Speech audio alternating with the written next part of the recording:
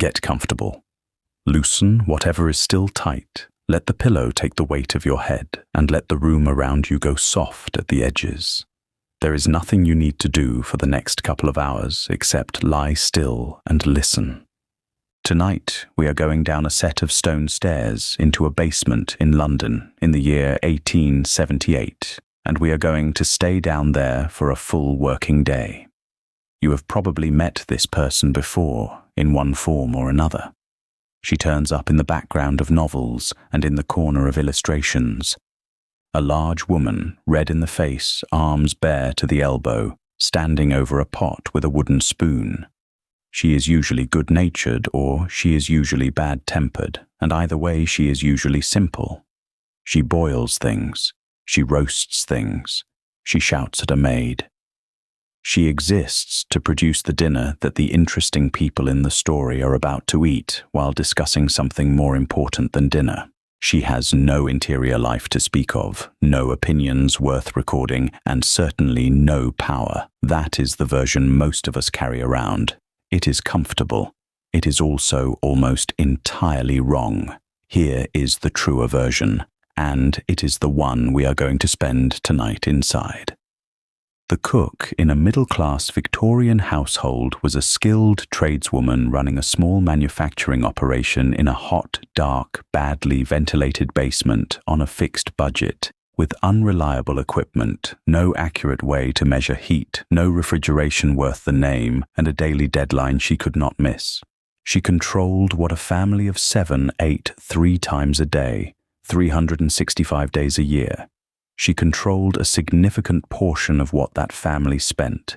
She judged the quality of every piece of meat that entered the house because nobody upstairs ever saw it before it was cooked. She decided, quietly and without announcement, which of the mistress's ideas were possible and which were not, and she made the impossible ones disappear so gently that the mistress never noticed they had been refused, and she did all of this while maintaining a fiction. The fiction is the reason this episode has the title it does. The fiction is that food simply arrives, that it appears in covered dishes on a sideboard at 8:30, warm and correct, and that no particular effort or judgment or improvisation stands behind it. Every household above a certain income depended on that fiction, and the cook was the person responsible for keeping it intact, which meant there were things she knew and did not say, not lies exactly. Not secrets in the dramatic sense, just a body of ordinary professional knowledge that stayed below stairs because saying it aloud would have punctured something the family preferred to leave whole. Tonight, you are her, not watching her, not reading about her from a comfortable distance. You are going to be the person who wakes in the dark, in a room under the roof, and comes down 4 flights in the cold to a kitchen that has gone out overnight. You are going to rake the ash from a cast-iron range with your own hands before anyone in the house above you has stirred, because nothing at all can happen in your day until that fire is lit and hot, and getting it hot takes an hour, and the family's breakfast is not negotiable. We will go through the whole of it, the raking and black-leading of the range before 5 in the morning. The first meal going up while your own is eaten standing at a table with a cup of tea. The tradesmen arriving at the area door below street level, the butcher's boy with a basket on his shoulder, the exchange of money and judgment and a certain amount of understanding that never got written into any account book. The climb up the stairs at 9:30 in a clean apron to receive the mistress's decisions about a menu you had already settled in your head at 6. The larder and its slate shelf, and the constant, tiring, unglamorous war against food going off. The stock pot. The pastry made in the coolest hour of the afternoon with cold hands on a marble slab. The dinner for 8 on Thursday, planned backward from the moment it must reach the table. The heat of that kitchen at 7 in the evening with every burner and every oven in use at once. The wash-up afterward with sand and hot water and copper pans. And finally, the banking of the fire past 11 at night, the last walk through a kitchen going cold, and the climb back up 4 flights to a bed you will leave again at 4:45. That is roughly 18 hours, and it is not an unusual day. It is a Wednesday. If you find this sort of thing worth having in your ears at night, you might consider subscribing, and if you do leave a comment, tell me where in the world you are and what the time is where you are lying. I like reading those. People are listening to this at 2 in the afternoon in one hemisphere and at 3 in the morning in another, and I never get tired of the spread of it. Now, let the room go quiet. Let your shoulders drop away from your ears, and let us go down. It is dark. That is the first fact of the day, and the one everything else follows from. Not dim, not grey, properly dark, because it is winter and the sun will not be up for another 3 hours, and because you are in a basement where even at midday the light arrives second-hand, down a well, through glass that has been dirty since the last time someone had the leisure to wash it. There is a candle. You carry it down with you, and it makes a small moving pool on the stairs and shows you nothing but the next 2 steps. The cold comes up through the soles of your shoes, stone flags, worn into shallow dips in the places where feet have gone most often, in front of the range and in front of the sink, and through the doorway to the scullery. Stone holds cold the way a good pan holds heat, patiently and for a long time, and by 4 in the morning that floor has had all night to draw the warmth out of the room and keep it. The smell reaches you before you have properly arrived. Old fat, mostly. Fat from yesterday, cooled and settled and gone slightly stale in the pan you left it in. Underneath that, coal ash. Underneath that, the smell that never leaves a working kitchen at all, which is a kind of layered sourness of stock and soap and damp cloth and vegetable peelings and the cupboard where the flour lives. You stopped noticing it as a smell years ago. You notice it now only as information. It tells you the fire is entirely out. It tells you nobody has been down before you. It tells you what state the scullery was left in and therefore how the next hour is going to go. And from the far corner, a scraping, metal on metal, slow and not very willing. The scullery maid is already at the range, on her knees, pulling out the clinker from yesterday into a bucket. She is 15. She came here 9 weeks ago from a village in Essex. She has been up since 4:20, which is 15 minutes before you, because that is the arrangement, and she will still be working when you go up tonight. You say, "Good morning." She says, "Good morning." That is most of the conversation you will have with her before the sun is up, and there is nothing cold in it. There is simply an enormous amount to do, and both of you know precisely what it is. Now let us name the thing plainly before the day starts moving and carries us with it, because everything you are about to do sits on top of it. 7 people live in the rooms above your head. Upstairs is a solicitor of some standing, his wife, 4 children, and a governess. None of them, on any morning of any year, will give a single thought to how the fire under their eggs got lit. This is not because they are cruel. It is because the entire architecture of the house has been designed quite deliberately to prevent them from thinking about it. That is what the basement kitchen is for. That is what the back stairs are for, and the area door below street level, and the bells on their coiled springs in the passage, and the whole system of covered dishes and service and timing. The house is a machine for making labour invisible, and the great social claim of a household like this one is that it is a place of leisure and refinement, where nobody works. The husband works, of course, but he works elsewhere, in an office, at things that are agreed to be dignified. Inside the house, the fiction holds that work is not happening. Meals appear, linen is clean, fires are lit, the rooms are warm, and the food is hot, and none of it has a visible origin.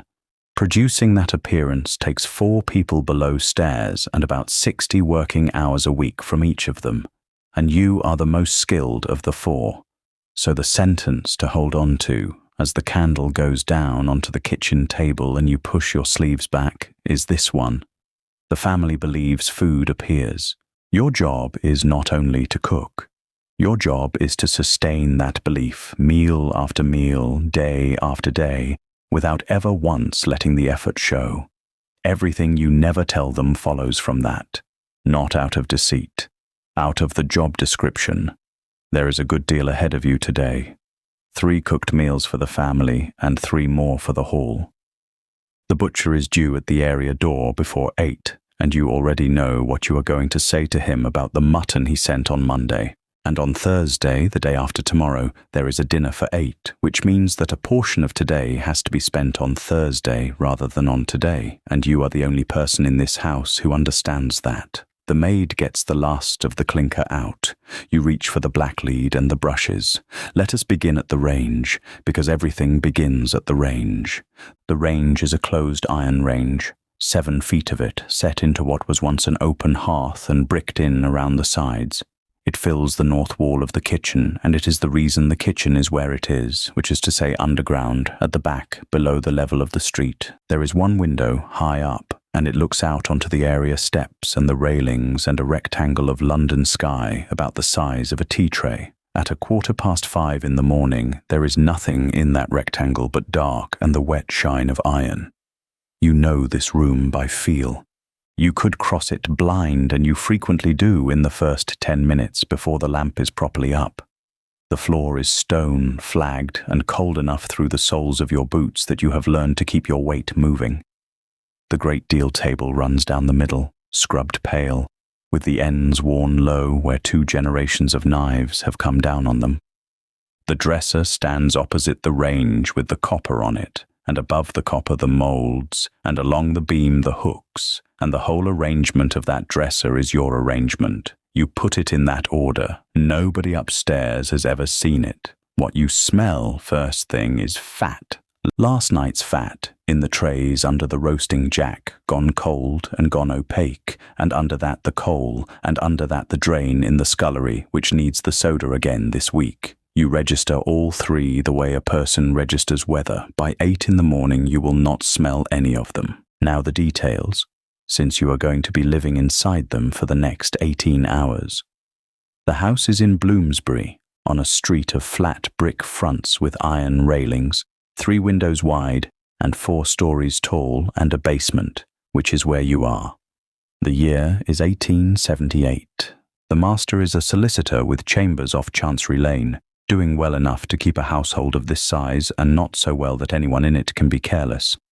There are 7 upstairs, the master, the mistress, 4 children between the ages of 3 and 11, and the mistress's unmarried sister, who came for a month in the spring of last year and has not gone. There are 4 of you below. You are the cook. There is a housemaid. There is a parlour maid. And there is the scullery maid, who is 14, and has been here since Michaelmas. Above stairs, and belonging to neither world quite, there is a nursemaid for the 2 youngest, and a governess who takes her meals alone on a tray and is unhappy about it. That is the whole establishment. It is a perfectly ordinary establishment for a professional man in this part of London, and if you were to walk down this street and look through the railings into the areas, you would find much the same arrangement in nearly every house, with much the same person standing where you are standing now. Your wage is £30 a year, paid quarterly. That is 4 payments of £7 and 10 shillings, handed to you by the mistress in the morning room, in coin, with a small remark about how quickly the quarter has gone. On top of that, there is beer money, 2 shillings a week in lieu of the beer that a house of this kind no longer serves. And on top of that, there is the dripping. The dripping deserves a moment, because it is going to come back later, and because it is the first thing that tells you what kind of arrangement service actually is. Every joint you roast gives up fat. That fat is skimmed, clarified, and put by, and a certain amount of it goes back into the cooking, and the rest is sold. There is a man who comes for it. He also takes the bones, and the rabbit skins, and any quantity of candle ends. What he pays you is not a great deal in any one week, but across a year it is real money, and it belongs to you by custom rather than by contract. Nobody upstairs has told you that you may have it. Nobody upstairs has told you that you may not. It is simply understood between cooks and mistresses that a certain flow of small value runs downward and out of the house, and that the mistress does not inquire too closely into it, and that a cook who takes more than the custom allows will find that the whole understanding collapses at once and takes her character with it. You have seen that happen to somebody. You keep well inside the line. £30 a year plus perquisites puts you at the top of this household below stairs. The housemaid has 16. The parlour maid has 18. The scullery maid has £7, and her keep, which sounds like almost nothing and is almost nothing and is also more than she could earn anywhere else at 14 with no training in her hands. You had £7 a year once in a house in Norfolk, and you did then what she is doing now, which at this moment is kneeling in front of the open ash pit with her arms into the elbow. She has the clinker out. You give her the ash pail and she goes up the area steps with it, and you hear the pail knock the railings, and you hear her boots come back down. She is a good one. She is quiet and she is quick, and her hands are already going the way hands go in a scullery, red and split across the knuckles, and there is nothing to be done about it, because the work is the work. The two of you divide this house between you along a line neither of you has ever had to describe out loud. Anything that is dirty, heavy, or cold is hers. Anything that requires judgment is yours. She carries the water and heats it. She scours the pans with sand and soda and scrubs the flags and empties everything that needs emptying and plucks and draws the poultry and peels the whole of the vegetables for 2 tables. You taste, you time, you season, you decide. It looks like an unfair division, and it is also exactly the division you served under at her age, and it is the only way she will ever learn to stand where you are standing. There is no school for this. There is only the 8 or 9 years of watching somebody else's hands from a position of no importance whatever. Now, the black lead. The range must be cleaned before it is lit, and the front of it must be black and even, because the front of it is the one part of this kitchen that a member of the family might conceivably see if they came down. So the brush, the paste, the polishing cloth, and about 20 minutes of work on a surface that will be dulled again by tonight. You do this every morning. You have done it every morning for 11 years in one house or another. It is entirely pointless as cookery and entirely necessary as employment. And if you were to leave it undone for 3 days, somebody upstairs would notice, and what they would notice would not be the range. They would notice that something in the house had slipped. That is the whole of it, really, and it is worth saying plainly here at the start, because everything else today rests on it. The family upstairs believes that food appears, not consciously. If you ask the mistress directly whether she thought the mutton walked up from the basement of its own accord, she would laugh and say of course not, and she would mean it, and she would be able to tell you what the mutton cost. But that is knowledge held in one part of the mind. The part that sits down at 7:30 in the evening and finds the soup already in front of it does not think about the stock pot that went on the range at 11 that morning, or the 3 hours of skimming, or the fact that the clarity of that soup depended on a decision you made about a knuckle of veal at 6:30 today. It has no reason to think about any of it. The soup is simply there, hot, clear, correct. Your job is to cook. Your job is also, and more importantly, to keep that appearance intact, not to be seen managing, not to be heard managing. To produce twice a day and 3 times on Sundays the impression of effortlessness out of a room with a stone floor and 1 window and no thermometer and no cold water above waist height. Everything you never tell the family comes out of that, not from dishonesty, from the shape of the work. So here is what today holds, laid out the way you lay it out in your own head, in order, before the first flame goes into the range. Breakfast for the family at 8:30, with kidneys, because the master likes them and there are kidneys. Breakfast for the hall before that, standing, taken in pieces between other tasks. the butcher's boy at the area door before 8, and a conversation with him about Monday's mutton, which he will carry back to his master and which is the only means you have of correcting a supplier, since you cannot go to the shop yourself and would not be attended to if you did. Milk from the cart. Bread from the baker, because this house buys its bread, which is a decision with more meaning in it than you would think and which we will come back to. 9:30, upstairs to the mistress with the daybook, in a clean apron for the interview in which she chooses the dinner from a list of things you have already decided the range and the larder and the maid can carry. Then the long middle of the day. Stock on by 11. The children's dinner up to the nursery at 1. Your own dinner in the hall. Pastry in the coolest hour of the afternoon, which in this kitchen means the hour when the ovens are lowest and not any hour when the room is actually cool. Family dinner at 7:30. Wash up, supper, the book, the banking of the fire, and running underneath all of that, taking a piece out of every hour. Thursday. 8 at table, 4 courses, a menu that will be written in French by somebody who does not read French, and the whole of it planned backward from the moment the soup must be in the dining room.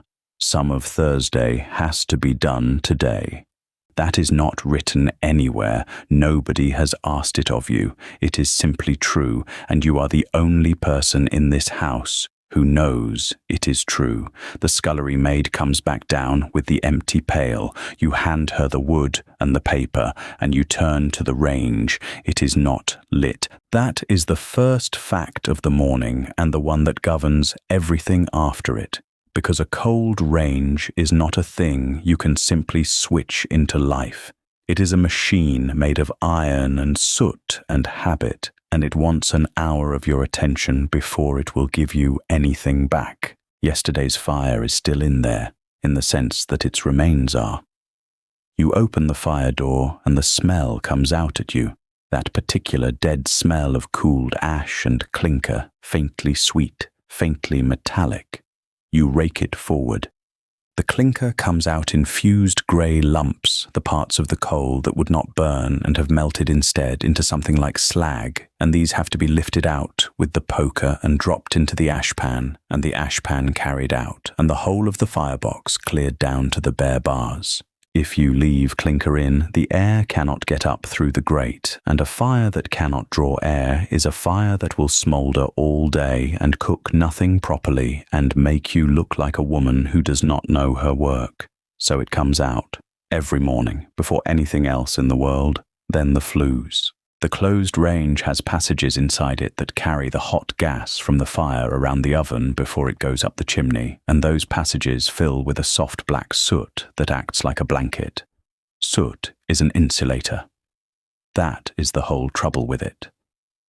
A 1/4 inch of soot lying along the top of the oven means the heat from the fire cannot get through to the iron, and the oven runs cold no matter how much coal you burn, and you stand there at 4 in the afternoon with a pastry that will not colour and a fire roaring like a furnace, and no idea what has gone wrong. If you are the sort of cook who does not sweep her flues, you are not that sort. You have the flue brush, a long thing with a wire head, and you go in through the little soot doors at the side and draw it through, and the soot comes down in a soft fall that gets into the creases of your knuckles and stays there whatever you do with the soap. Then the black leading, though not all of it, not every day. The whole range is done properly once a week, the full ritual of it with the paste and the brushes. But the front and the top get their attention every morning because iron rusts and because a rusty stove is the first thing an inspecting mistress notices and the last thing she forgives.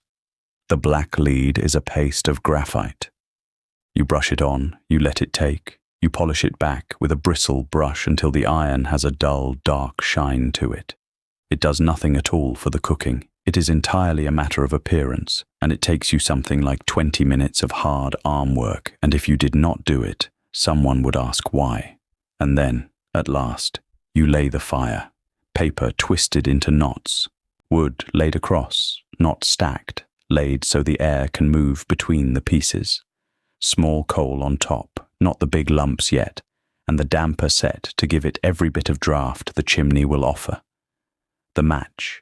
And then the part that is not in any book, which is standing there with your hand near the iron, doing nothing, waiting, because a new fire can be killed by impatience faster than by anything else. Coal too early smothers it. Damper shut too soon starves it. You wait, and you listen, because you can hear the moment a fire takes hold, a change in the sound of it from a crackle to a low, steady breath, and then you feed it, and only then. This is worth slowing down for, because the machine you are standing in front of is genuinely one of the more demanding pieces of technology in the entire house, and almost nobody upstairs understands the first thing about it.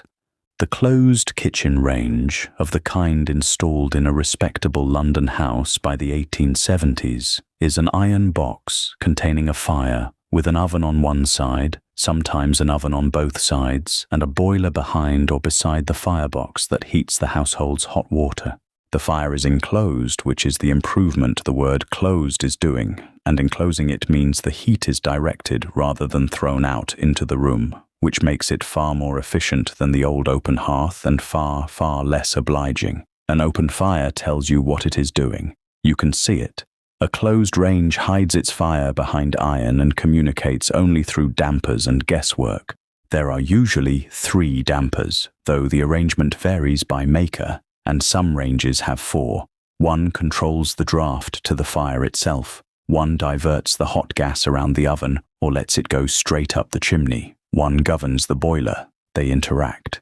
Opening one changes the effect of the others, and there is no diagram anywhere in the kitchen telling you how. You learn a particular range the way you learn a particular animal, by living with it, and a cook moving to a new place after 10 years in her last one will spoil food for a fortnight while she works out what this new iron thing wants, and will be judged for it.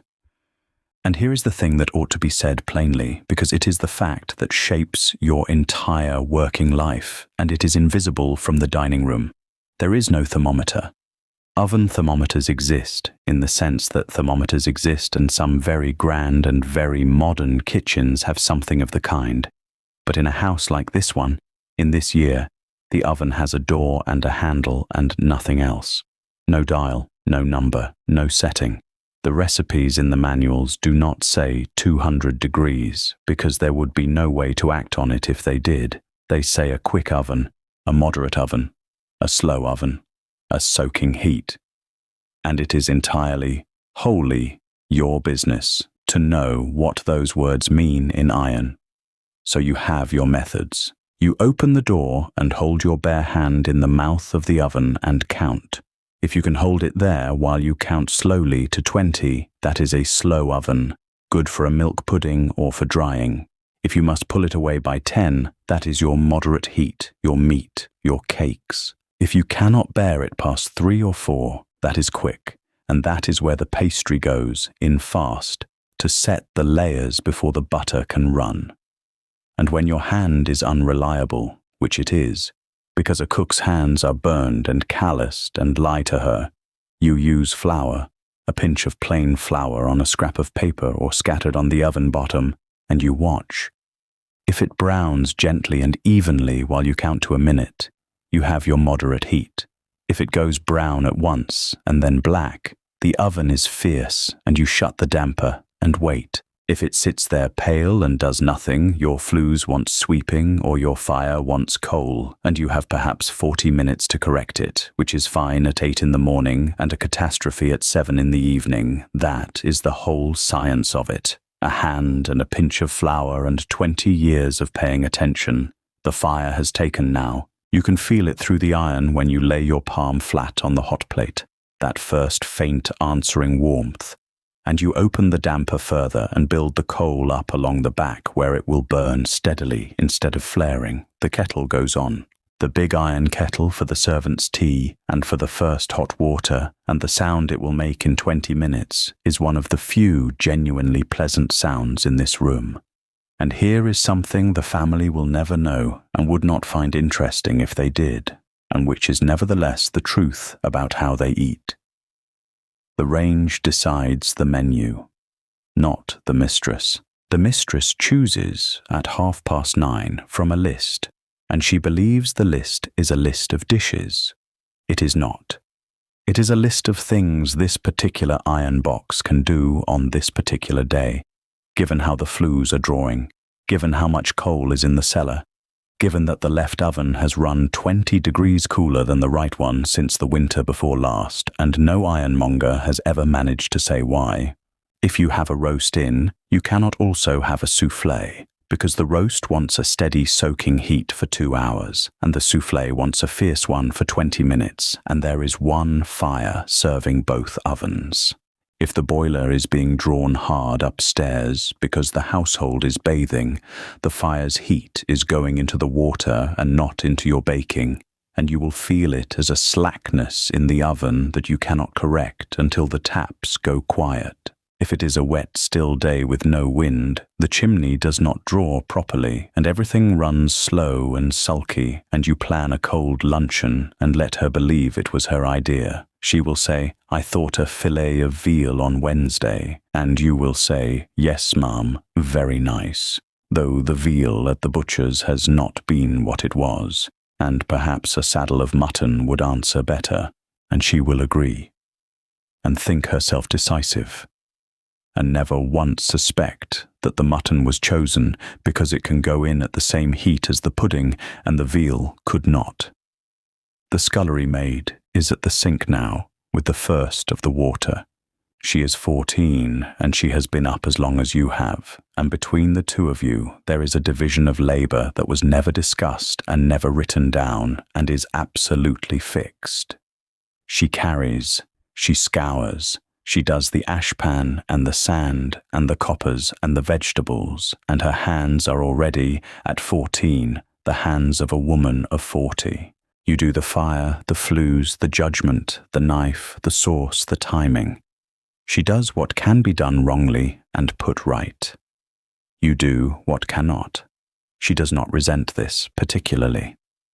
She is watching.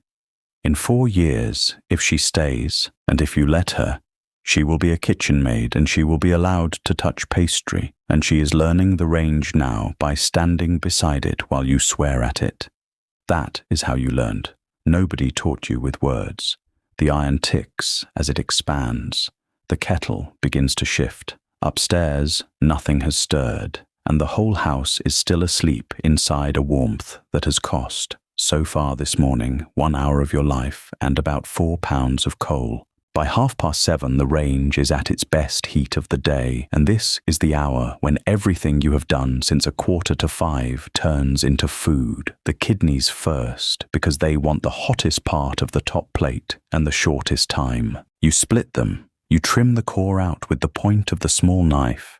You lay them cut side down on the iron and they seize and hiss, and the smell fills the kitchen and lifts, which is the one part of your work the family upstairs receives directly through the floorboards without anyone carrying it to them. Bacon next. Cut from the flitch yourself, because bacon bought ready cut is bacon someone else has taken the best of.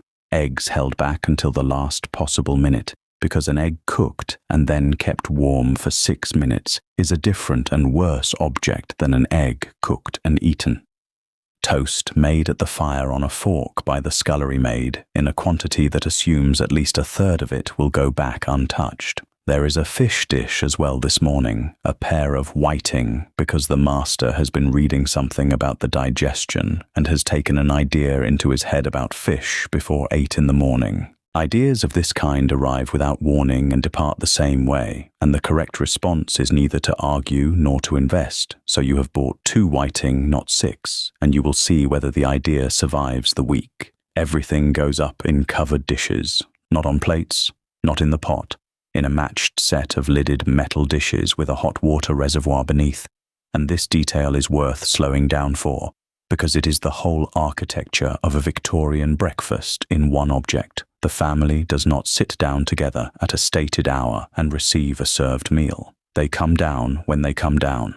The master is at the table by 8:10 because he has an office to reach. The mistress may appear at past or may take a tray in her room. The elder children come down when the governess releases them, and the youngest do not come down at all because their food goes the other way, upward to the nursery. So there is no moment when breakfast happens. There is a window, roughly 1.25 hours wide, during which breakfast must exist continuously on a sideboard, hot, in the same condition at the end of the window as at the beginning. That is what the covered dishes are for, not elegance, not even really warmth, though they do keep the heat. They are for concealment of the timing. A dish under a cover at 9:10 looks precisely as it did at 8:10, and the person who lifts the lid last has no way of knowing, and is not intended to have any way of knowing, that the bacon beneath it has been sitting on hot water for 70 minutes and has quietly turned from something crisp into something soft and salty and slightly weeping. You know. You have known since the first week you held a kitchen. Everything you send up in a covered dish is a compromise between the food it would be if eaten at once and the food it must become to survive the hour, and every decision you make about that breakfast, the cut of the bacon, the thickness of it, whether to underdo the kidneys by 90 seconds, is a calculation about who is likely to come down last. Nobody upstairs has ever considered this. Why would they? The sideboard is simply where breakfast lives. The dishes go up the back stairs. In grander houses there is a lift, a service hoist worked on ropes, and in the very grandest there are hot closets built into the wall of the serving room. Here there is a housemaid and a flight of 22 stone steps that turn twice, and the coordination of that carry is the first real timing problem of the day. 2 hands, 3 dishes, a turn, and a door at the top that is meant to be kept shut so that the smell of the kitchen does not travel into the hall. It is the smell more than the noise that the arrangement of the house is designed to defeat. A basement kitchen at the back, a door on the stairs, a covered dish. 3 barriers between a family and the knowledge of how their own food is produced. Your own breakfast happens somewhere in the middle of theirs, and it does not resemble it. You eat standing at the corner of the table nearest the range, with one eye on the top plate in the 7 or 8 minutes between the first tray going up and the second. Bread and dripping and tea. The dripping is yesterday's beef fat, and it is very good, and you would not trade it for the whiting. Tea is the great servant fuel of the period, and is drunk in quantities that would alarm a modern doctor, made strong, stewed on the hob, sweetened heavily because sugar is now cheap, and because a woman who has been awake since 4:45 and will not sit down until 1 o'clock requires something. The others eat at their own hours. The housemaid snatches hers after the family's dishes go up. The scullery maid eats when you tell her to, usually at the sink. Only on Sunday does the hall sit down all together in the morning, and even then not until after the family has been fed and the fires are done. Here is the arithmetic that governs all of it, and it is not cruelty. It is bookkeeping. A servant in a house like this is fed as part of her wages. Board and lodging are reckoned as a real portion of what she is paid, and the figure most commonly used in household manuals of the period sits somewhere around £10 to £14 a year per servant for food alone, which is to say that feeding you costs the household roughly as much again as your £30 in coin. 4 servants at, say, £12 each in food is £48 a year going down the back stairs before a single wage is counted. Mistresses know this figure. It is printed in the manuals. It is the reason servants' food is standardized and cheap. Not the same food as the family in smaller portions, but different food purchased separately on a different principle. So the household buys 2 grades of nearly everything. There is family butter and there is kitchen butter. There is family tea, kept locked in a caddy the mistress carries the key to, and there is servants' tea, bought coarser and by the pound. There is family sugar, loaf sugar, broken with nippers, and there is moist brown sugar for below stairs. Bread is generally common to both. Meat is emphatically not. The joint that comes into this house on a Saturday is family meat. What the hall eats is the cheaper cuts bought alongside it, and the cold remains of what came down, and a great deal of bacon. None of this is hidden. It is simply never discussed, in either direction, because it is the water everyone swims in. And now the last thing about breakfast, which is the thing you would never say aloud at the top of those 22 steps. A very great deal of what goes up in those covered dishes is yesterday. Not spoiled, not deceitful. This is a whole recognized branch of cookery in the period, with its own chapters in the manuals, and it has a name, made dishes, or réchauffé, which is simply French for reheated and which is used in print precisely because the French makes it sound like technique rather than thrift. The Sunday joint does not end on Sunday. It ends on Wednesday, and the route it takes between those 2 points is one of the genuine arts of the English kitchen. Monday it appears cold, sliced, with pickle, and that is honest, and everyone knows what it is. Tuesday, it is minced fine, bound with a little of yesterday's gravy and a spoonful of stock, seasoned rather more heavily than fresh meat would need, and put under a crust of mashed potato and browned in the oven, and now it has a new name and is served as a dish in its own right. Wednesday, the last of it goes into a rissole, or into a hash with a sharp sauce, and by that point nobody at the table could say with confidence which animal they are eating or on what day it entered the house. Breakfast is where a good deal of this work lands, because breakfast is the meal at which people are least attentive. A curried remnant, a fish cake made from last night's cod bound with potato, a savoury made from what came off the plates before it came off the plates, because remains that have been on a table and remains that have been on a person's plate are two entirely different categories, and you keep the boundary between them with absolute rigour. What comes back on a plate goes to the pig man, or the dripping man, or the poor. What comes back on the serving dish, untouched, is stock, or hash, or tomorrow's savoury. That distinction is the difference between economy and something else, and you have never once let it blur, and no manual had to explain it to you. The mistress would be uncomfortable if she thought about it for more than a moment. Not offended, uncomfortable. Because the fiction the house runs on is that food arrives, is eaten and departs, and that each meal is a new event unconnected to the one before it. What actually happens is that a joint of beef enters this house on Saturday afternoon and is still working on Wednesday morning, having been transformed 3 times by a woman standing in a basement, and the household's whole sense of its own comfortable plenty rests on that transformation being invisible. You are, in the most literal sense, the person who decides how much of this family's food is new. The last covered dish goes up at 8:20. You hear faintly the dining room door, and a chair, and the small, indistinct noise of a family beginning a day in a warm room above your head, with the smell of the kidneys already thinning out of the air. You put your cup down, half finished. There is a knock at the area door, and it will be the butcher's boy, and the whole question of what this house eats for the next 4 days is about to be settled by a conversation nobody upstairs will ever hear. The area door sits below the level of the pavement, at the bottom of 6 iron steps, behind a railing that people walking past on the street can look down through without ever quite looking. That is the arrangement of the whole house in one detail. Everything the family consumes comes in through a door that is below the ground, and everything the family produces socially goes out through a door that is above it, and the 2 doors are perhaps 15 feet apart. You open it. The morning is grey and damp and smells of coal smoke and horse, and the butcher's boy is standing there with a wooden tray balanced on his shoulder, cloth over it, and a book under his arm. He is about 14.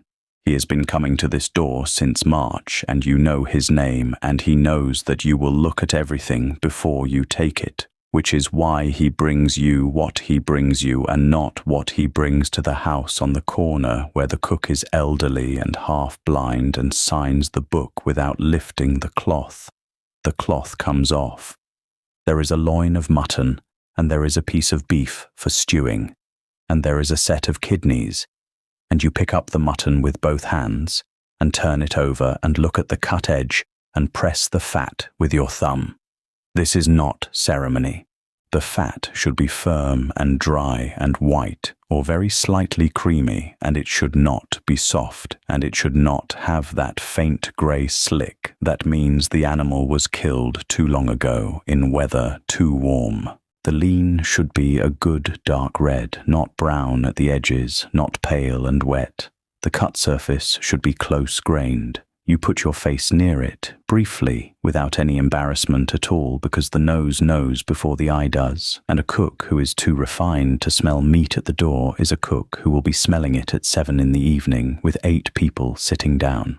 The mutton is good, the beef is acceptable, the kidneys you send back, and the boy does not argue because you told him in April what you would take and he has never forgotten it. Here is what that exchange actually was. It was not a delivery. It was the single point in the entire chain between a field in Norfolk and a dining table in Bloomsbury, at which anyone with any knowledge is permitted to say no. The mistress will never see this meat. She will see it cooked, sauced, carved, and arranged on a dish, at which point it is far too late for judgment to mean anything. Everyone above stairs eats entirely on the strength of a decision made by a woman in an apron at a basement door before 10 in the morning, and the fact that they do not know this is precisely why the arrangement works. Now, the numbers, because the numbers of this particular year are worth slowing down over. Beef in a London shop in the late 1870s runs, for the good cuts, somewhere around 10 pence to a shilling the pound, with prime sirloin fetching more and the stewing pieces coming in nearer 7 pence or 8 pence.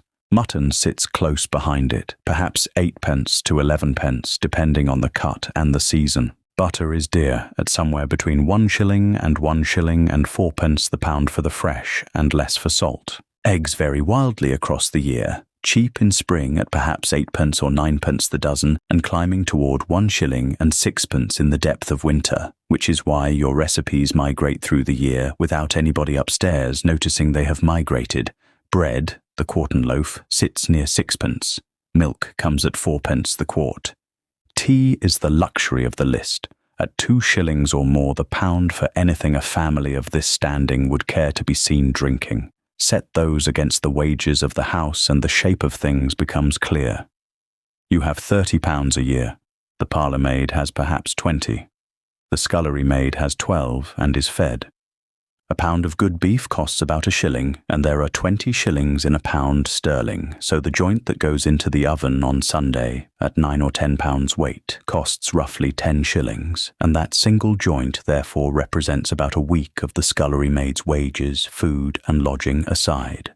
The household spends, on food alone, something in the region of £250 to £300 a year. Perhaps more when there is entertaining. And there is always entertaining. Which is to say, this family eats, annually, roughly 9 or 10 times what it pays the woman who makes the eating possible, and there is nothing scandalous in that. It is simply how the arithmetic of service works, and you have known it since you were 17, and it has never once kept you awake. None of this is paid at the door.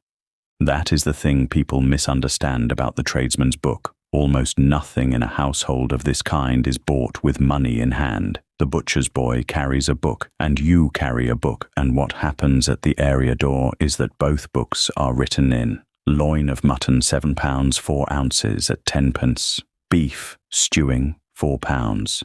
He writes, you write, and the meat goes into the larder, and no coin changes hands at all. At the end of the month, or the quarter in some houses, the butcher sends in his account, and the master of the house looks at the total, and the total is paid, which means the household lives permanently a month behind its own appetite.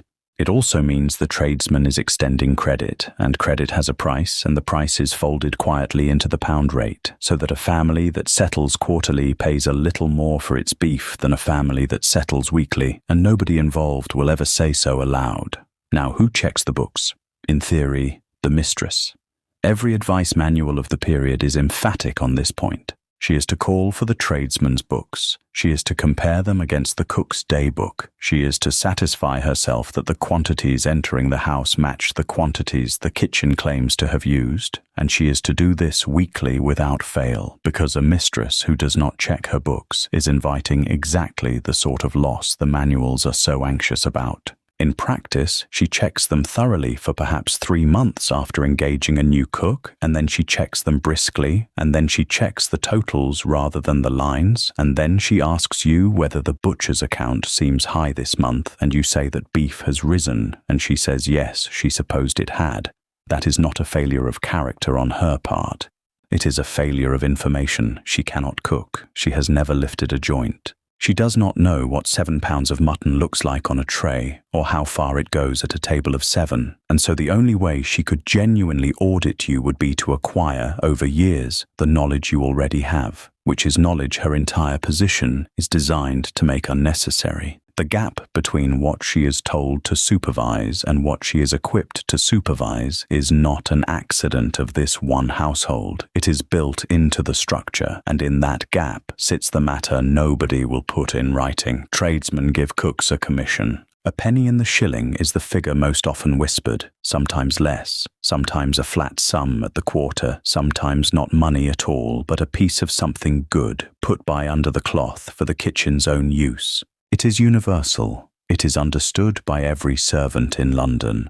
It is denounced in print by every writer on domestic economy, and it is discussed above stairs almost never, because to discuss it is to admit that the household's food supply is arranged by a private understanding between two people the family regards as beneath its notice.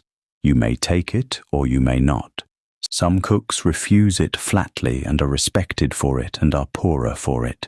Some take it as a matter of course and regard it as the trade's own way of correcting a wage that everybody knows is low.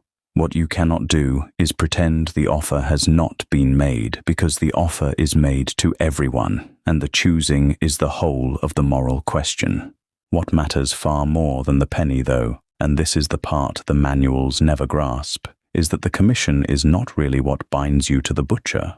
What binds you to the butcher is that you can send back kidneys at 9 in the morning and have better ones by 11. Steady custom buys you priority. Priority buys you quality. Quality buys you a dinner on Thursday that goes up without incident. The relationship at the area door is worth far more to this household as a supply chain than it could ever cost it in shillings, and the household has no idea the relationship exists. The baker comes next, with the day's loaves in a basket lined with cloth, and you take 4 and refuse 1 for being underbaked at the base, and he takes it back without a word, and the book is written in again.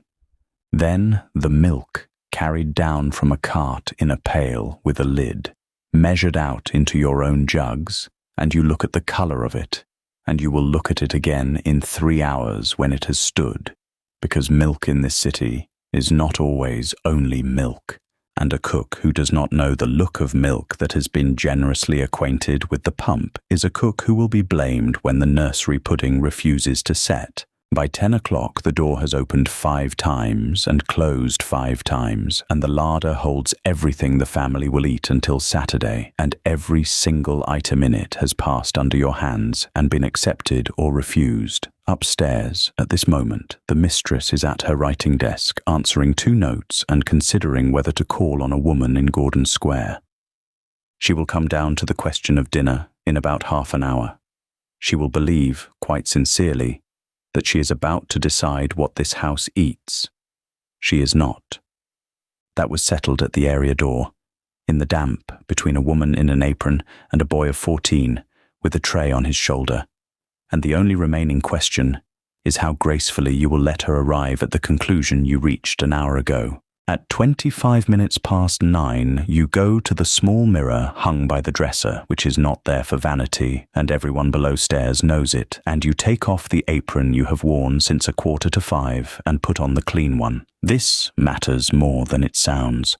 The apron you have been wearing has blacklead on it from the range, and a smear of fat at the hip where you wiped your hand without thinking, and the wet mark across the front from the scullery sink. The clean one is folded in the drawer, coarse linen, laundered and pressed, and it goes on over the working dress and is tied behind, and you smooth it down twice with your palms. You wash your hands and forearms at the sink in cold water and dry them on the roller towel. You push the loose hair back under your cap. None of this makes you cleaner in any way that would matter to a doctor.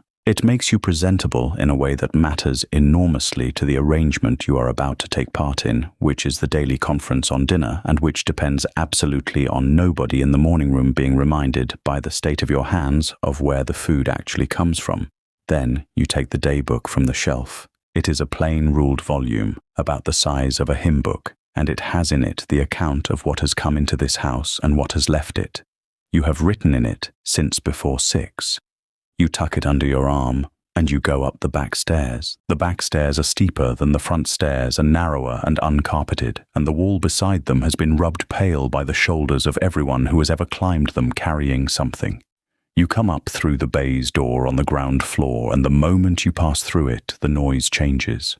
Behind you, the kitchen is a room of scraping and clattering and the low roar of the range. In front of you, there is carpet and a clock, and the smell of coal smoke from a grate that somebody else laid at 7, and the enormous quiet of a house where the work is being done somewhere you cannot hear it.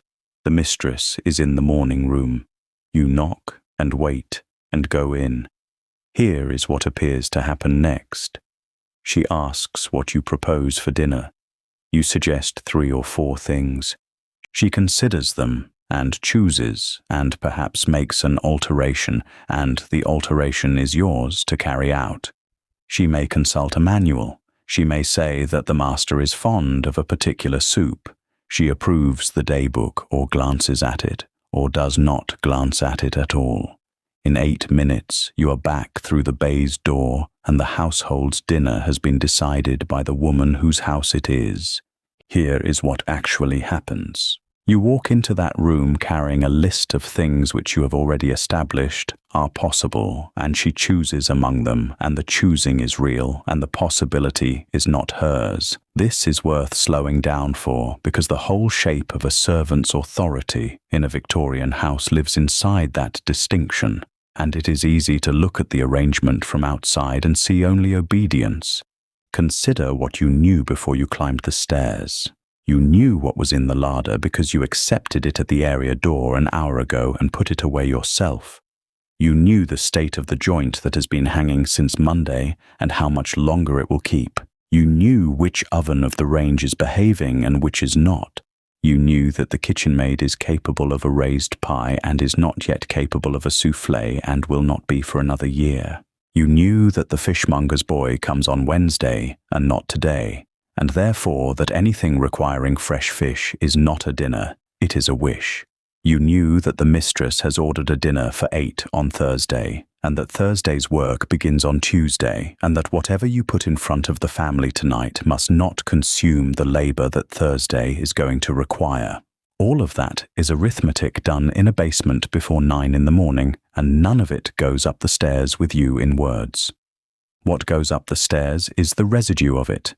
3 dishes offered in a particular order, in a tone that does not press. You suggest the mutton. You say it as a fact rather than a preference, the way you would remark on the weather. You mention that there is a nice piece of cod to be had if she would prefer something lighter, which is true, and which you say knowing that she will not prefer it, because she said last Thursday that the master had grown tired of fish. You mention a curry made from Sunday's remains, and you mention it third, and you mention it briefly, because it is the one you would like her to choose, and the surest way to lose it is to appear to want it.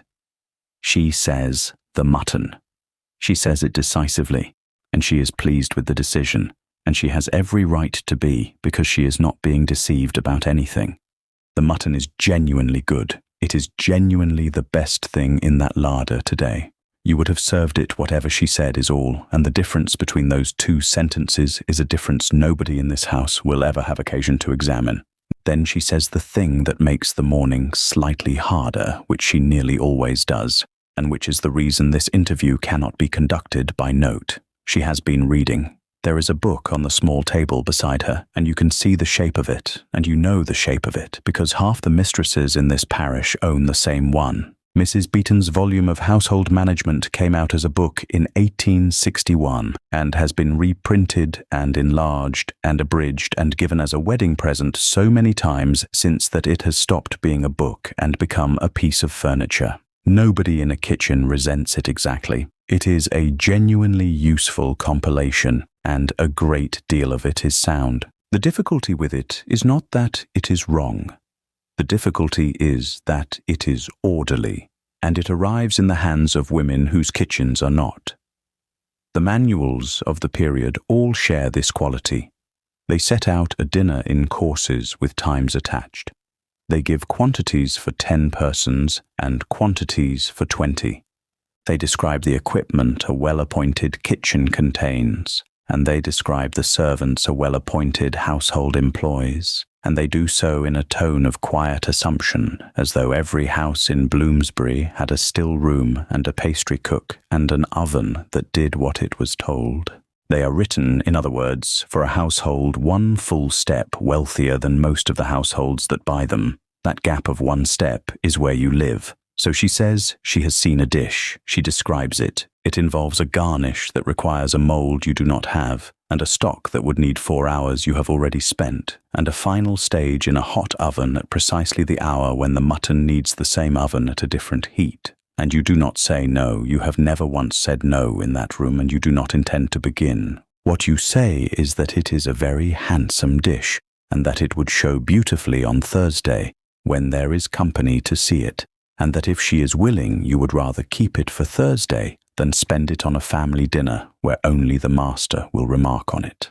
And she agrees at once, because that is flattering to Thursday and flattering to her judgment, and because it is also, as it happens, entirely true. And you have moved a piece of work from a day that cannot bear it to a day you have already planned around it, and she believes she has chosen to save a good idea for a better occasion, and in a sense, she has.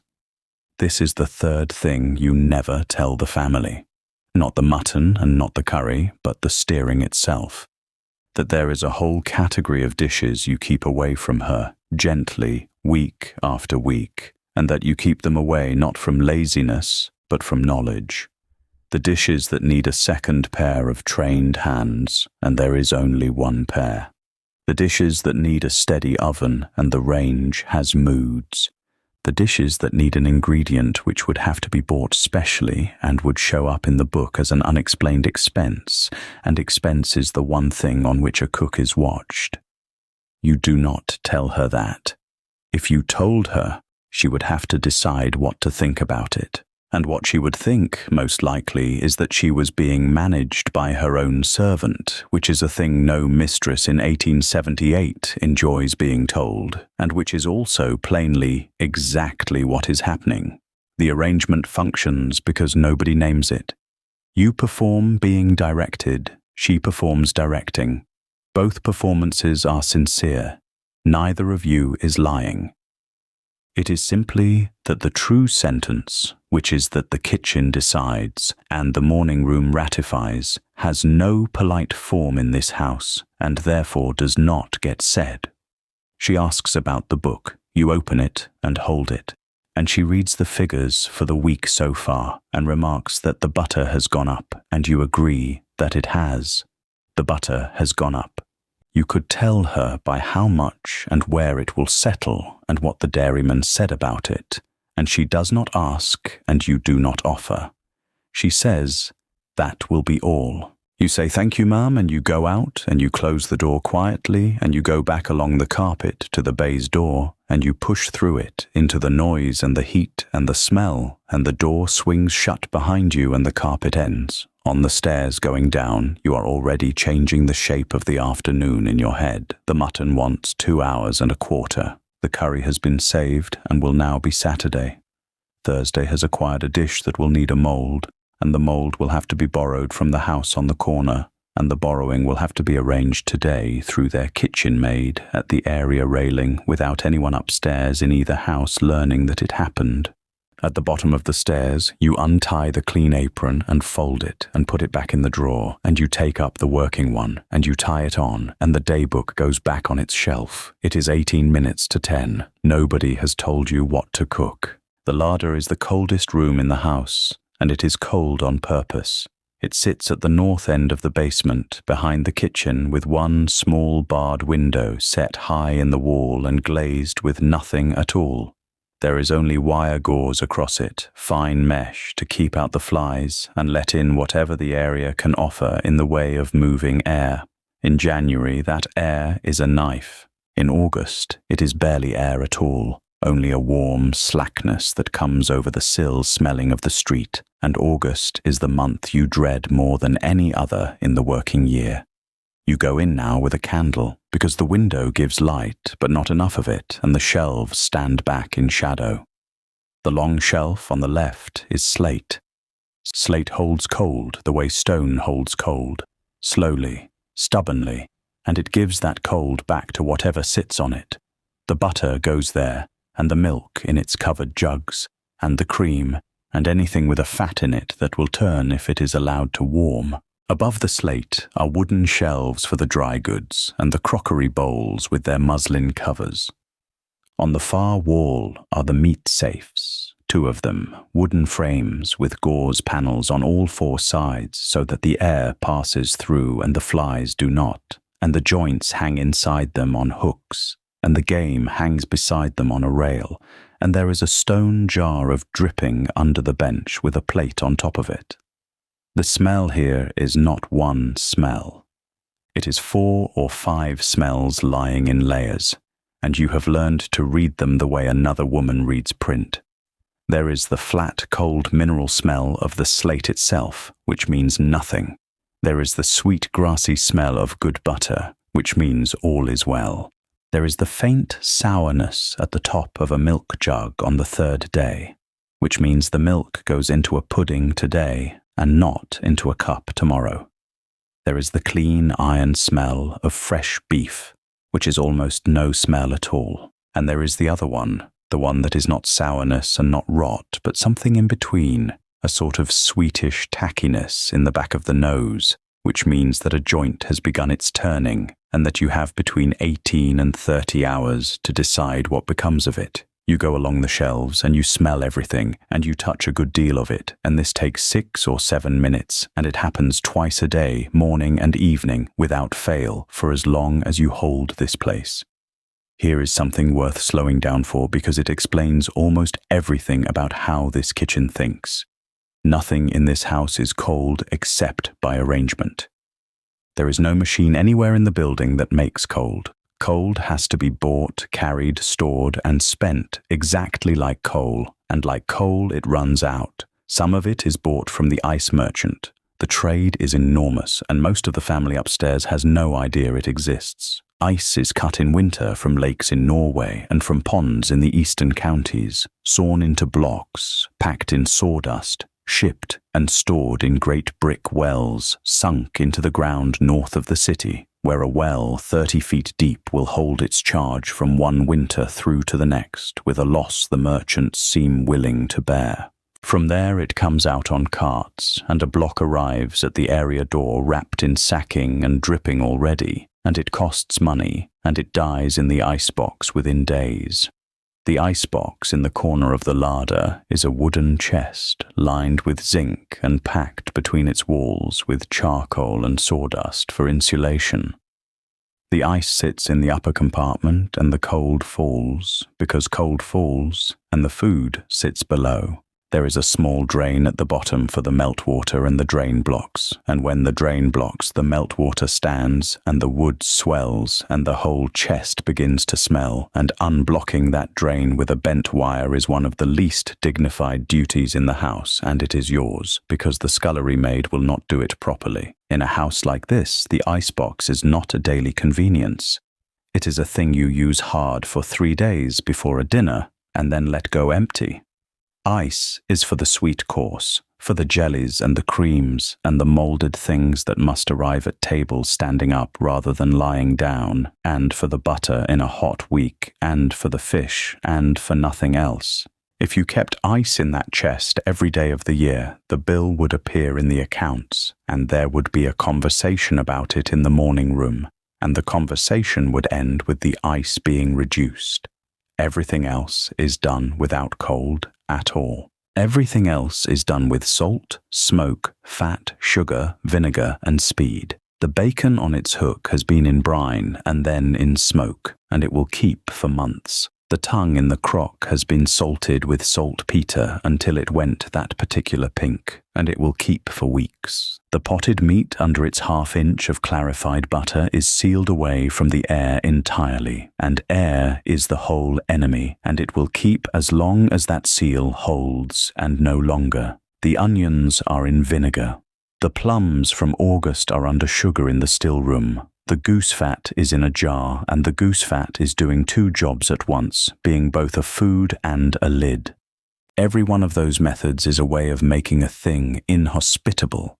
Too salt, too sweet, too sour, too dry, too sealed. The whole preserving cupboard of the English kitchen is a cupboard of hostile environments. And the reason so much old cookery tastes so emphatic is that emphasis was the price of keeping it at all. Fresh meat is the exception and the difficulty. Fresh meat cannot be made hostile without ceasing to be what the family wants.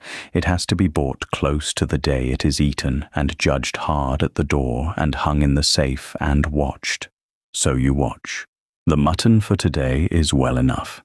You take it down and set it on the board, and it is firm under the thumb, and it smells of nothing much, and the fat is white and dry rather than greasy, and it will roast at 2 o'clock and be perfectly good at 4:30 when it goes up. The other joint is the trouble, and you knew it was the trouble before you came in, because you smelled it last night and told yourself it would keep until morning, and it has, but only just. You take it into the light of the window and turn it. The surface has gone slightly tacky under the fingers, the way a boiled sweet goes when it has been in a pocket. That is the first stage, and it is not, in itself, a ruin. Under the tack the flesh is sound, and the colour is sound, and the smell is only at the edge of the sweetish thing rather than into it. If this joint were to be roasted plainly and sent up whole, sliced pink and dry on a hot dish with its own gravy, every person at that table would know inside 2 mouthfuls that something was wrong with it, and they would not know what, and they would say nothing, and the mistress would speak to you the following morning in a voice of great gentleness. So it will not be roasted plainly. You wipe it down, first with a dry cloth and then with a cloth wrung out in vinegar and water, and that removes the tack and takes the edge off. Then you trim, and you trim generously, because the outer 1/4 inch is where the trouble sits, and you are not going to be sentimental about weight. The trimmings go into the stock pot bucket, and no, they do not, and you correct yourself and put them in the bone pail for the bone man instead, because a doubtful trimming has no business in a stock that will underlie 4 other dishes for 3 days. That is the sort of small decision that separates a kitchen that has trouble twice a year from a kitchen that has trouble twice a month.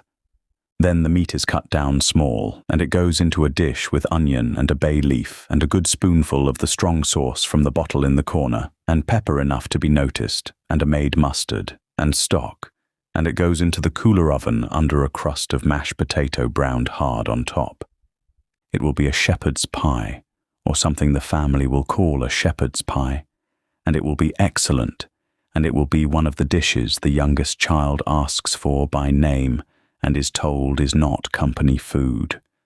That, at bottom, is what all the great reheating cookery of this century is for. Every advice manual on the kitchen shelf has its chapter on réchauffés and its instruction to be sparing of waste, written in a tone of household virtue, and virtue is not what any of it is about. Highly spiced things, curried things, minced things, croquettes, rissoles, hashes, anything under a crust, anything bound in a thick sauce, anything served hot enough to sting the tongue slightly.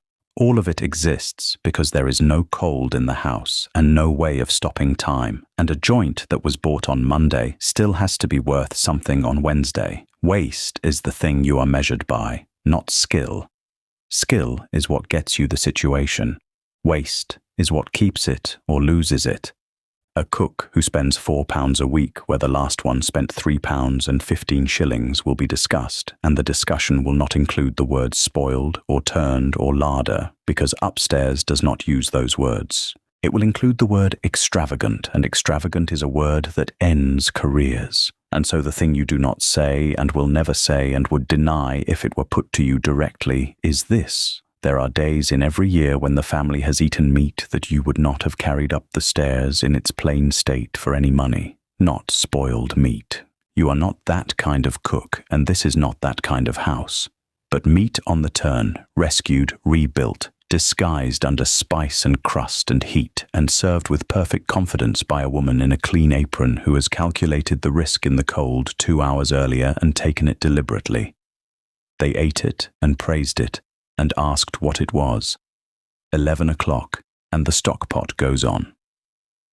It has been going on at 11 o'clock in this kitchen for as long as you have been in it, and it will go on at 11 o'clock after you have left, because a kitchen without a stock pot is a kitchen that cannot make anything. Everything else in the day can be moved, bread can be bought, pastry can wait for a cooler hour. The stock pot cannot wait, because what goes into it has been accumulating since yesterday and will not keep another day. So it goes on, and here is what goes into it. The bones from last night's joint, cracked with the back of the cleaver so the marrow can get out. The trimmings you cut away from this morning's meat and set aside in a basin under a plate. A knuckle of veal if there is one, and there usually is, because you ask for one, and the butcher's boy brings it, and it costs very little and does more work than anything else in the pot. Carrot, onion, a stick of celery, a turnip if the turnip is past being served but not past being useful. A bunch of herbs tied with thread so you can lift the whole of it out later in one movement. Peppercorns, no salt, or almost none, because you do not know yet what this stock will become, and a stock that has been salted early will salt everything it touches for the rest of its life. Cold water over all of it, cold, not hot. Hot water seals the outside of the bones and the meat and keeps the good in. Cold water draws it out slowly as the heat rises, and slow is the entire principle here. You bring it barely to the boil, and the moment it shows signs of getting enthusiastic, you pull it to the cooler side of the range and let it sit at the point where the surface trembles and does not break. Then you skim. This is the part nobody upstairs has ever imagined, and it is the part that separates a stock worth having from a grey and cloudy liquid that will ruin every sauce made from it. As the pot comes up to heat, a scum rises, greyish, foamy, faintly unpleasant, and it will settle back down into the liquid and stay there forever if you do not take it off. So you stand with a ladle and you take it off, and then a few minutes later you take off what has risen since, and you do this perhaps 6 or 7 times over the first half hour, and you go back to it whenever you pass. The scullery maid is not allowed to skim. Not because it is difficult, but because it requires being wrong about nothing, and if she takes too much, she takes fat that ought to stay and liquid that ought to stay, and she will not know she has done it, and neither will she be able to undo it. After that, the pot simply sits there for 5 hours, doing the slowest work in the house. Here is something worth slowing down for, because it explains a great deal about why a woman like you is paid what you are paid rather than what a housemaid is paid. For most of the century before this one, English cookery in a house of this sort meant roasting, boiling and baking, done well or done badly, and the sauces that accompanied it were few and mostly thickened with flour and butter and left at that. Then, over perhaps 60 or 70 years, a French vocabulary came into English kitchens and did not leave. It came with the great households first, the ones that could afford a man cook trained in Paris, and it worked its way down through the ranks of houses the way everything works its way down, by imitation and by anxiety about being thought behind.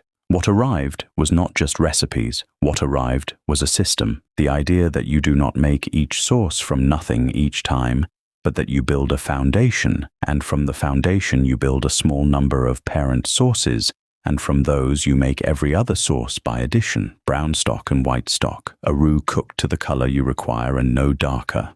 A brown sauce that will take mushrooms or wine or a little sharpness and become 4 different things by supper time. A white sauce enriched with cream and a yolk, which is a different animal entirely and behaves badly if hurried. A cook who understands that system is worth more money than a cook who does not, and everyone in the trade knows it, and it shows in the wages plainly. A plain cook in a house of this size might have £20 a year and be perfectly respectable. A cook who can produce a proper clear soup a decent brown sauce, a mayonnaise that does not part, and a savory jelly that stands up is asking 30 and getting it, and can move to a larger house and ask for 40. The whole of the difference is in things nobody at the table can name. You cannot read French. A great many cooks at your level cannot. You learned the words the way everyone learns them, by hearing them spoken and repeating them and being corrected, and there are perhaps a dozen you say aloud and rather more that you avoid saying because you are not certain of them and would rather not be laughed at by a manservant. Now, the clear soup. This is the dish that costs the most and gets remarked upon the least, and understanding why is understanding the entire economics of your labor.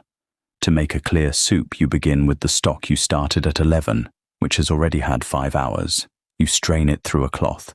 You let it go cold overnight so that the fat rises and sets in a pale cap on the surface. And in the morning, you lift that cap off in one piece. And that fat is not wasted either, but that is a matter for later in the day. Then you clarify. This means whisking in the whites of eggs and a little lean minced beef and bringing the whole thing up very slowly while it goes cloudy and alarming, and then watching a raft form on the top and the liquid beneath it go from murky to something you could read print through. You do not stir it once the raft has formed. You make a small hole and you ladle out through the hole. 2 days. Perhaps 8 or 9 hours of attention spread across 2 days, several shillings of meat and bone and eggs consumed and thrown away at the end of it, and what arrives at the table is a shallow plate of hot brown liquid with 3 pieces of carrot cut into shapes floating in it. Nobody will say a word about it. A clear soup is not a dish that is praised. It is a dish that is noticed only when it is wrong, when it is cloudy or greasy or tastes of nothing, and then it is noticed at once and remembered. It is the plainest possible signal of what the kitchen below is capable of, sent up first before anything else, and read instantly by every guest who has eaten in enough houses to know. That is what you are, in the eating of it. You are the thing that was not noticed. Below you in the kitchen at this hour are 2 other people, and the divisions between the 3 of you are as fixed as anything upstairs. The scullery maid is 14 and gets £8 a year, and her work is water and coal and ash and pans. She may scrape, peel, pluck, gut, scrub, carry and fetch. She may not season anything. She may not judge anything. She may not touch the sauces at any stage. And she may not be left alone in the kitchen with the range for more than the time it takes you to go up the stairs and come back. This is not unkindness. She has been here 11 weeks, and she has already ruined a pan of milk by leaving it, and the ruin of a pan of milk in a house like this is a small event with a long memory. The kitchen maid is 19 and has £16. She has been in service 4 years and in kitchens for 3 of them, and she's allowed considerably more. She makes the servants' hall dinner most days and does it competently. She can be trusted with vegetables entirely, with plain puddings, with the pastry for a family pie, though not for a dinner. She may make a roux and she may make a plain white sauce, but she may not finish it with cream and yolk, because that is the point at which it can be lost in 10 seconds, and she does not yet have the hands to feel the moment coming. She watches you constantly, and she should. Everything she knows she is taking from you by observation, because nobody in this trade sits anybody down and teaches. That is how you learned. You went into a kitchen at 13, in a house in the country with a cook who had a temper and a great deal of skill and no interest at all in explaining herself. And for 6 years you watched her hands and you copied, and when you copied badly she told you so in language you have never once used to the girl at your own elbow, and when you copied well she said nothing whatever, which was how you knew. You were kitchen maid for 4 years after that in a larger house, one with a still room and a proper larder and 11 servants, and that is where the sauces came from a woman who had cooked under a man cook and carried his methods with her. And when you left with a character. This is a piece of paper, or more often a few lines in a letter written by a mistress you have left, stating that you are honest, sober, clean, industrious, and capable, and stating how long you were with her. Without it, you cannot be engaged in a respectable house. Nobody will look at you. It is not a certificate of skill, because no such thing exists in this trade. There is no examination anywhere in England that will confirm that you can clarify a consommé. It is a statement about your character in the moral sense only, given voluntarily by a person under no obligation to give it, who may write whatever she believes to be true. 6 years of hands and heat and burns and standing, 4 years more of learning sources, and the whole of it travels with you in the form of one paragraph written by somebody who has never seen you work. You put the lid half across the stock pot and shift it a finger's width further from the fire and go to see what the kitchen maid has done to the vegetables. The vegetables are adequate. They are not what you would have done, but they are adequate, and there is no time this morning to make a lesson of it. By 12:30, the kitchen has turned. The morning work of stock and pastry gives way to a different kind of work entirely, which is the work of feeding a house in which nobody eats at the same hour, in the same room, or from the same food. The first tray to go up is the nursery tray, and it goes up before your own dinner, before the family's luncheon, before anything else. Because the nurse has made it clear over the 8 months she has been in this house that the nursery clock does not adjust itself to the kitchen. The children eat their dinner at 1, not 5 past. The tray must be at the foot of the nursery stairs, and the nursery maid must have collected it by 5 minutes too.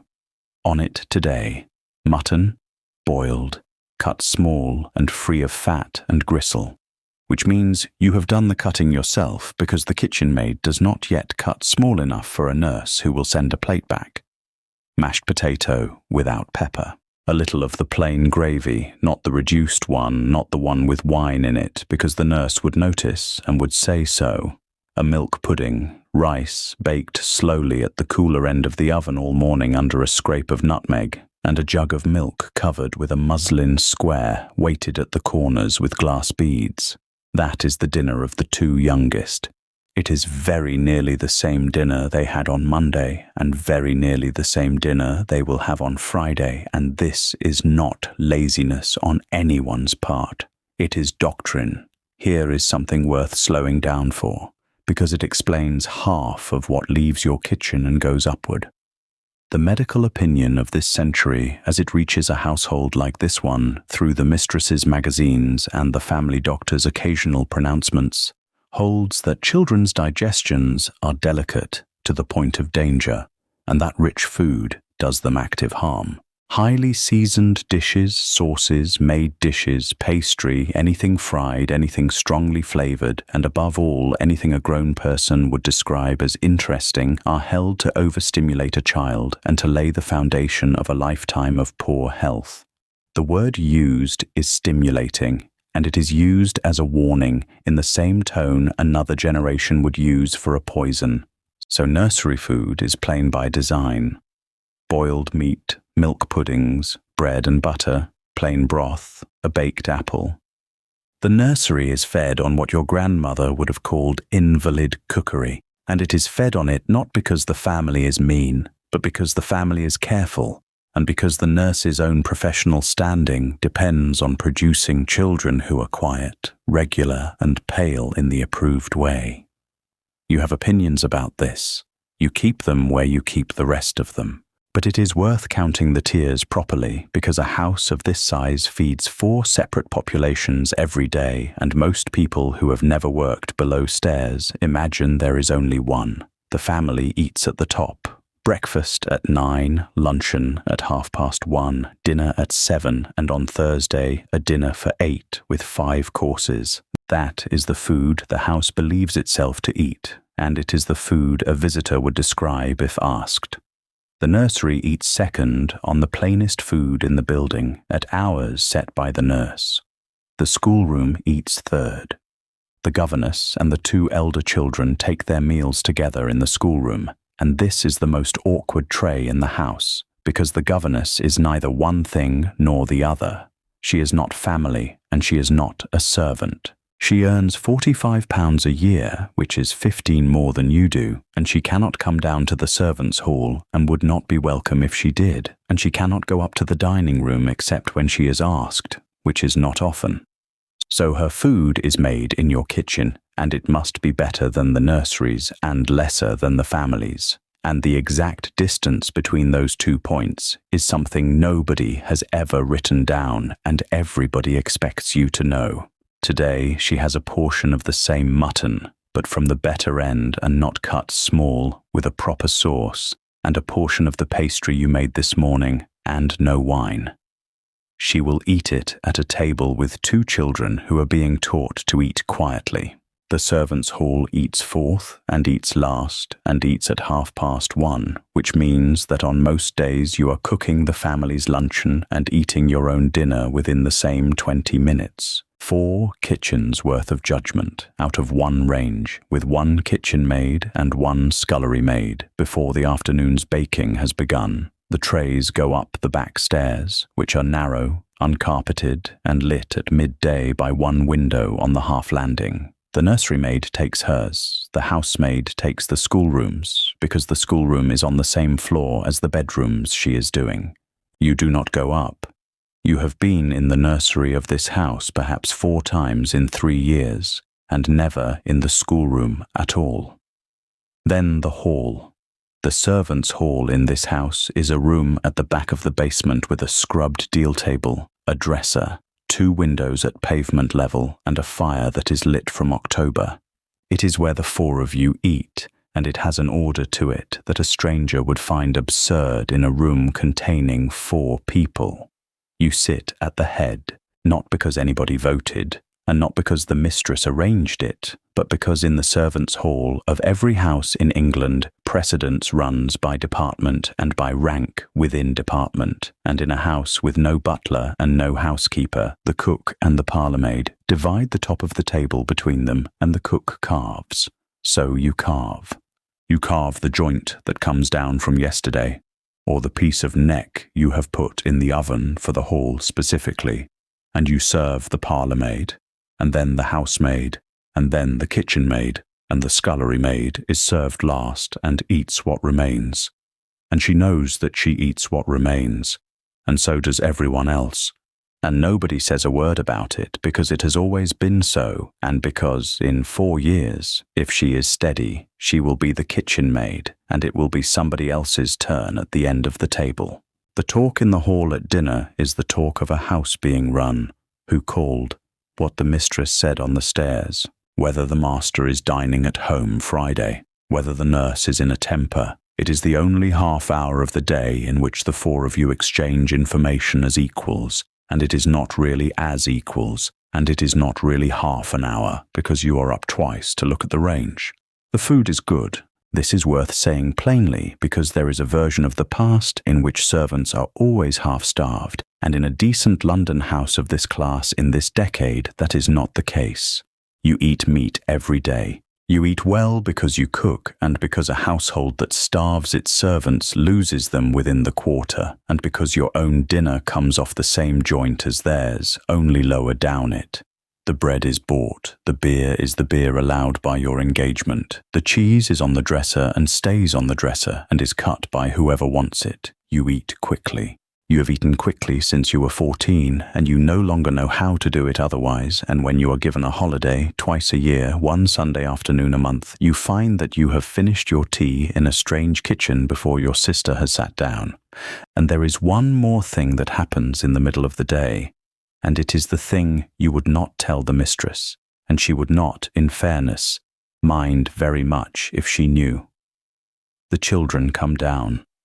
Not the eldest, who is nearly 14 and has learned that the kitchen is not a place a young lady goes, but the 2 youngest come down by the back stairs in the hour after their dinner when the nurse has gone to her own, and they arrive in the doorway with the particular hovering of children who know they are somewhere slightly forbidden and have judged the risk to be small. And you feed them. Of course you feed them. A spoonful of the jam you made in September and set on the still room shelf. A scrap of the pastry trimmings baked flat with sugar on it, which is not food at all, properly speaking, and which is the best thing either of them will eat all week. A currant, the bowl to scrape. The younger one is given a corner of the marble slab to stand at, and a lump of dough to ruin, and ruins it, and is very pleased. This is the fifth thing the family does not know, and it is the mildest of them. They do not know that their children's real education in what food can be does not happen at the nursery table, where the mutton is boiled and the pudding is rice, and the whole arrangement is designed to make eating uninteresting on principle. It happens down here, on the wrong side of the green baize door, in 20 stolen minutes, from a woman they are not encouraged to think about at all. They will remember it.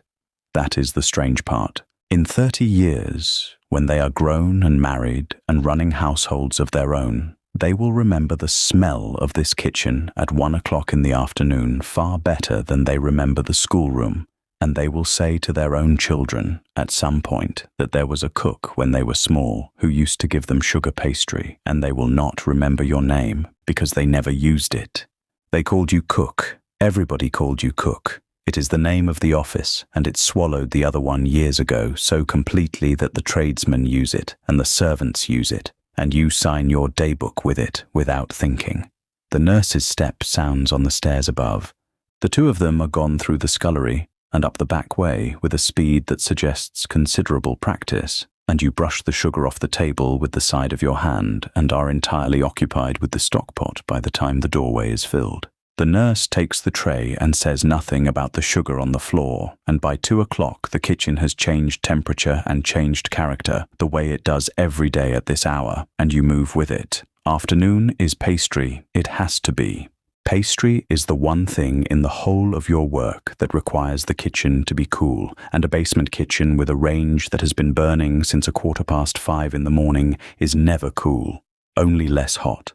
And the least hot hour of the working day falls somewhere between 2 and 4 when the fire has been let down after the midday cooking and has not yet been built up again for dinner. So you take your hour where you can get it. You run your wrists under the cold tap in the scullery first. This is not fastidiousness. Warm hands melt butter. Melted butter makes a paste instead of a pastry, and a paste bakes into something closer to a biscuit than a crust. Everything you know about pastry comes down to keeping the fat in small solid pieces until the moment it goes into the oven, where the heat turns the water in it to steam, and the steam lifts the layers apart. Nobody ever explained it to you in those words. What you were told at 15 in a kitchen in Camberwell by a cook who had no patience and a very heavy hand was cold hands, cold slab, cold water, quick work, and do not maul it.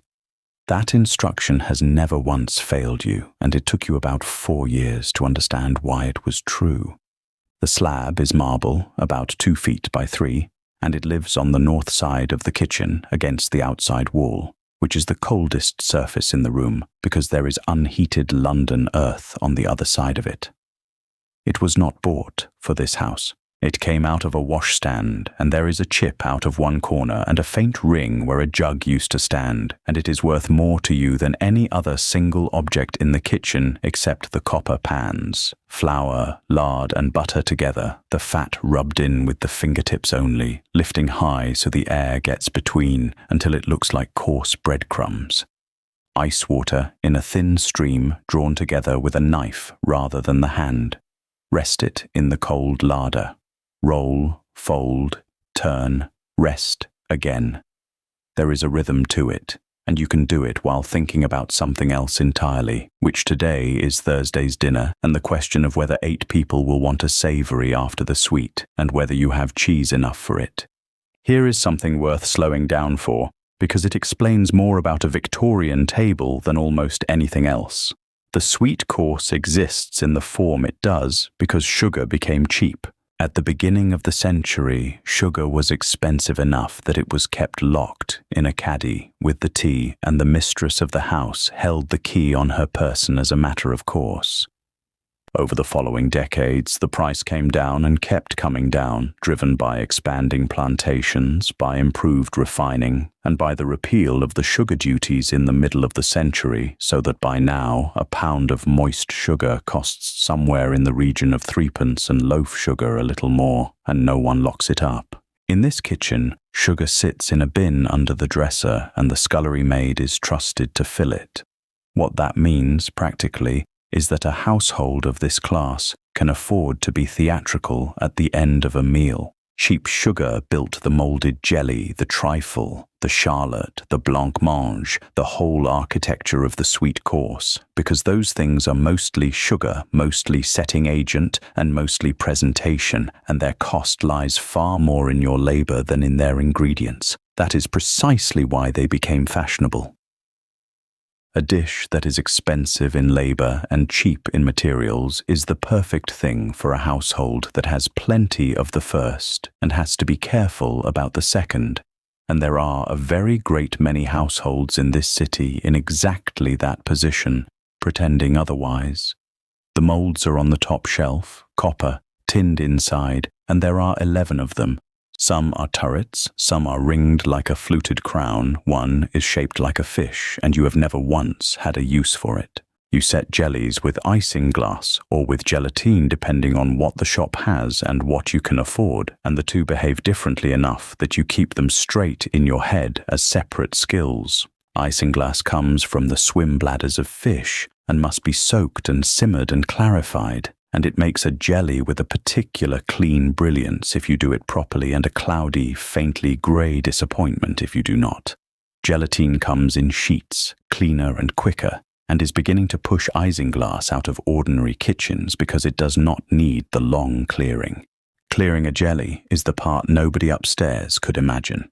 You whisk egg whites and the crushed shells into the warm liquid and bring it slowly to the boil, and the albumin coagulates and rises and takes every particle of cloudiness with it into a crust on the surface, and then you must not stir it, must not knock it, must let it settle, and then pour the whole thing through a jelly bag hung from the legs of an upturned stool, and it must go through twice. And the second time it must go through without disturbing the bag, and if you squeeze the bag to hurry it, you undo the entire operation.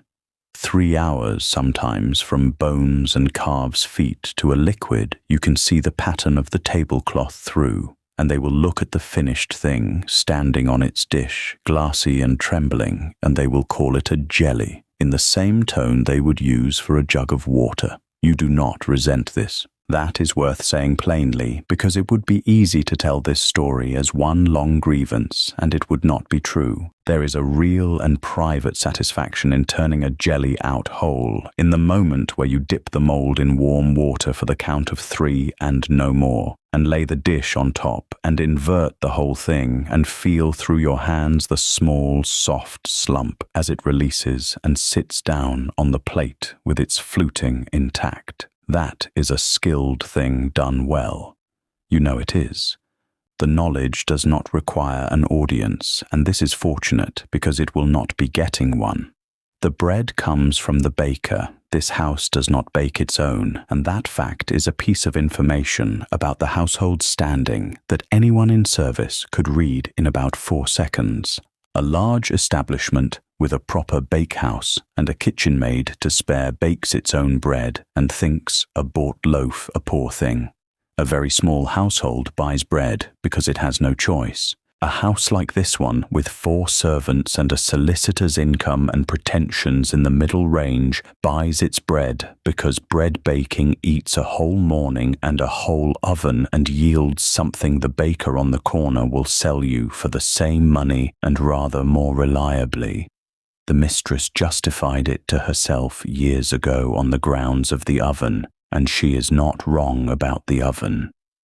You have never told her that you would take on the bread quite happily if she found you another pair of hands, because you would rather she did not begin thinking about how your day is filled. Some questions are better left unasked, and you have a fair instinct for which ones. What you do bake this afternoon is a batch of small raised pies, a plain cake for the servants' hall and the nursery, and the pastry cases for Thursday, which will keep in a tin if the weather stays dry. And here the range comes back into it, exactly as it comes back into everything. The oven is hot at the back and slack at the front. You have known this for 2 years, and you no longer even think of it as a fault. You think of it as a map. Pastry cases go to the back where the heat will set them fast and hold the shape. The plain cake goes to the front where it can rise slowly without the crust darkening before the middle has cooked. And halfway through, the cake is turned, because the left side is nearer the fire than the right. The flour paper tells you when to start. Anyone else put in front of this range would burn the first 3 things they attempted and be blamed for it, and the range would not be blamed at all, because a range is a fixed object and a cook is a replaceable one. Later in the afternoon there is the still room work, which is really the calendar of the whole year compressed into a cupboard. This household has no separate still room and no still room maid. That is for larger houses. What it has is a shelf and a set of stone jars, and the understanding that the shelf is your responsibility. Everything on it was made in its right week and cannot be made in any other. Rhubarb in April, gooseberries in June, picked hard and green for jam and left to ripen for fools and tarts. Strawberries and raspberries through midsummer, cherries after them, currants for jelly, and then the long autumn work, the plums, the damsons, the blackberries brought in by whoever is willing to walk out for them, apples for cheese and butter, and finally in the cold end of the year the marmalade, when the bitter oranges come in from Seville for their few weeks, and you buy them by the dozen and spend 2 days on peel alone. You could recite the year from that shelf without a calendar. Most women in your position could. It is a form of knowledge that has no name and no certificate and no wage attached to it directly, and it is the reason a household eats fruit in February at all.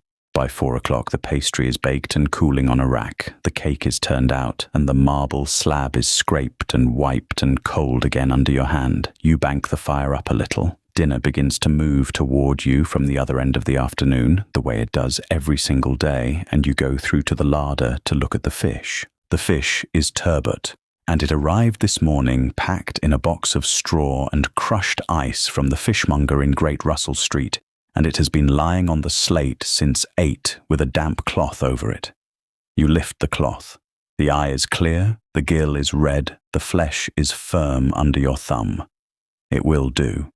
It has to do, because it is Wednesday evening now in every practical sense, and tomorrow at 7:30, people will sit down in the dining room above your head and eat what you spend the next 24 hours making.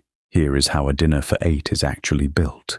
You do not begin at the beginning. You begin at the end and walk backward. The hour is fixed first, and the hour is 7:30 because that is what the mistress wrote on the cards 3 weeks ago, and that is what the guests have arranged their evening around. From 7:30 you count backward through every course, and each course tells you when it must leave your hands, and each departure time tells you when the thing before it must go into the oven or onto the fire. And by the time you have worked all the way back through the sequence, you arrive at a moment somewhere in the middle of tomorrow morning when the whole structure has to start moving. That moment is the true beginning of the dinner. Everything before it is preparation. Everything after it is a thing you cannot stop. So, backward, the dessert last, which is not cooked at all, only arranged, and can therefore be built at leisure tomorrow afternoon and left in the cold larder under muslin. Before that, the ices, which are made in the morning and packed down in the ice pail with salt and rough ice and will hold if nobody opens it.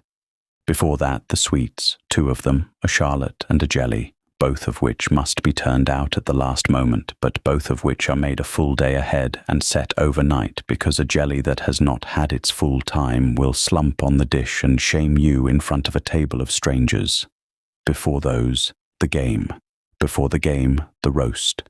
Before the roast, the entrees, 3 of them, and the entrees are where the whole dinner will be won or lost, because they are the dishes that require your actual hands at the actual moment and cannot be done in advance and cannot be held. Before the entrees, the fish, which is the turbot, lying on the slate under its cloth. And before the fish, at the very front of the evening, the soup, which is the only course you are entirely calm about because it was begun the day before yesterday and has been clearing itself in a cold corner ever since. That is 9 distinct things going up a staircase in a fixed order over roughly 2 hours, from a kitchen with 1 range, 2 ovens of unequal temper, and a hot plate that can hold 6 dishes if you stack them carelessly, and 4 if you stack them well. This is worth slowing down for because the shape of that evening is quite new. When you were learning, in your first kitchen, dinner was served in the old way, which people now call service in the French manner. Everything came up at once. The table was laid with the whole of a course spread across it in a symmetrical arrangement, soups at the ends, fish beside them, entrees ranged between, and the gentlemen carved and served their neighbours from the dishes nearest them. It looked magnificent, and it ate cold. A goose at the far end of a long table might sit 20 minutes before it reached the person who wanted it. But it flattered the household because it put the entire abundance of the house on view at a single glance. The new way, which came into English houses from Russia by way of France and has taken hold in the last 20 years or so, sends up 1 course at a time, already carved, handed round by the servants, the table itself left to flowers and glass, and a few standing dishes of fruit. Everything arrives hot. Nobody carves. The guest sees only what is put in front of him. Upstairs, this reads as elegance. Down here, it is a wholly different job. Under the old system, you cooked a great deal of food and got it all onto the table at 2 or 3 fixed moments, and after that, the room managed itself. Under the new one, you are cooking to a timetable that runs continuously for 2 hours, and every single dish has an appointment it cannot miss, and the moment the plates come down from one course, the next must already be finishing. It has turned the kitchen from a place that produces a display into a place that runs a schedule.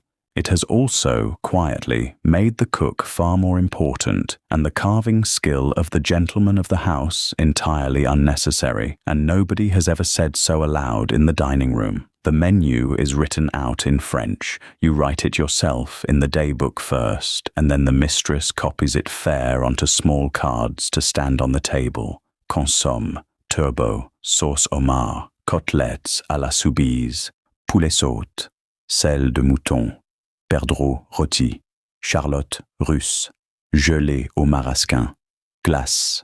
It looks like the menu of a house with a French chef and a brigade beneath him. It is the menu of one woman of 41, a kitchen maid of 19, and a scullery maid who is not permitted near the sauces. Consider who in that house can actually read the card. The mistress can read it because she has been taught to, in the way young ladies were taught, well enough to order in a hotel, and not quite well enough to hold the conversation afterward.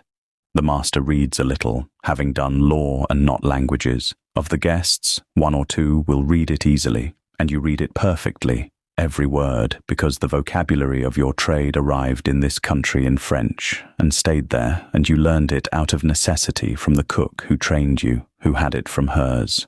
You cannot conduct a conversation in French. You can read a menu, a sauce list, and most of a recipe.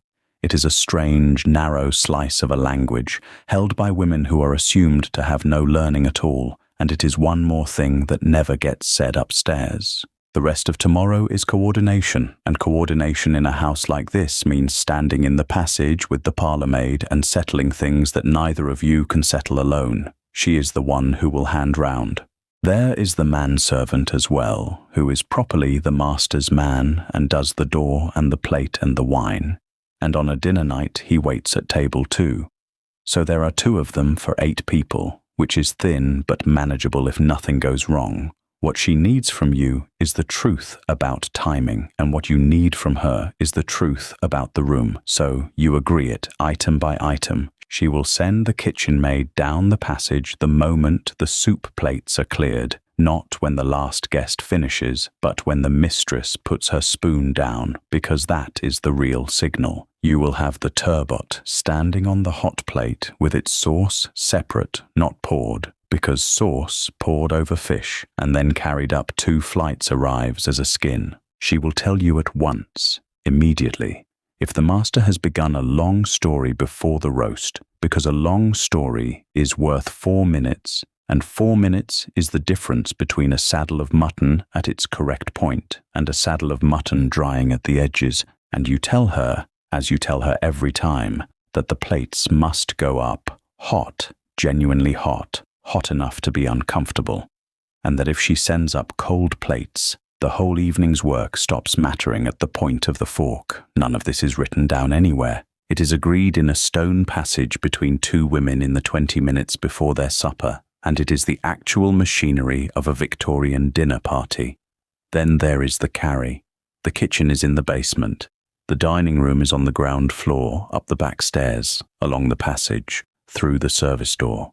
That is 30 stairs and a corridor for every dish, and every dish makes the journey covered, and every cover holds heat for perhaps 3 minutes, and after that begins to work against you by trapping steam. 3 minutes is your whole margin. It is why you cook to a clock you can hear from the kitchen, and why you develop over years a physical intolerance for anybody standing in that passage who does not need to be there. A word about what all this costs, because the number tells a story. The turbot was 5 shillings and 6pence. The saddle of mutton was somewhere near 12 shillings, being a good one and a large one.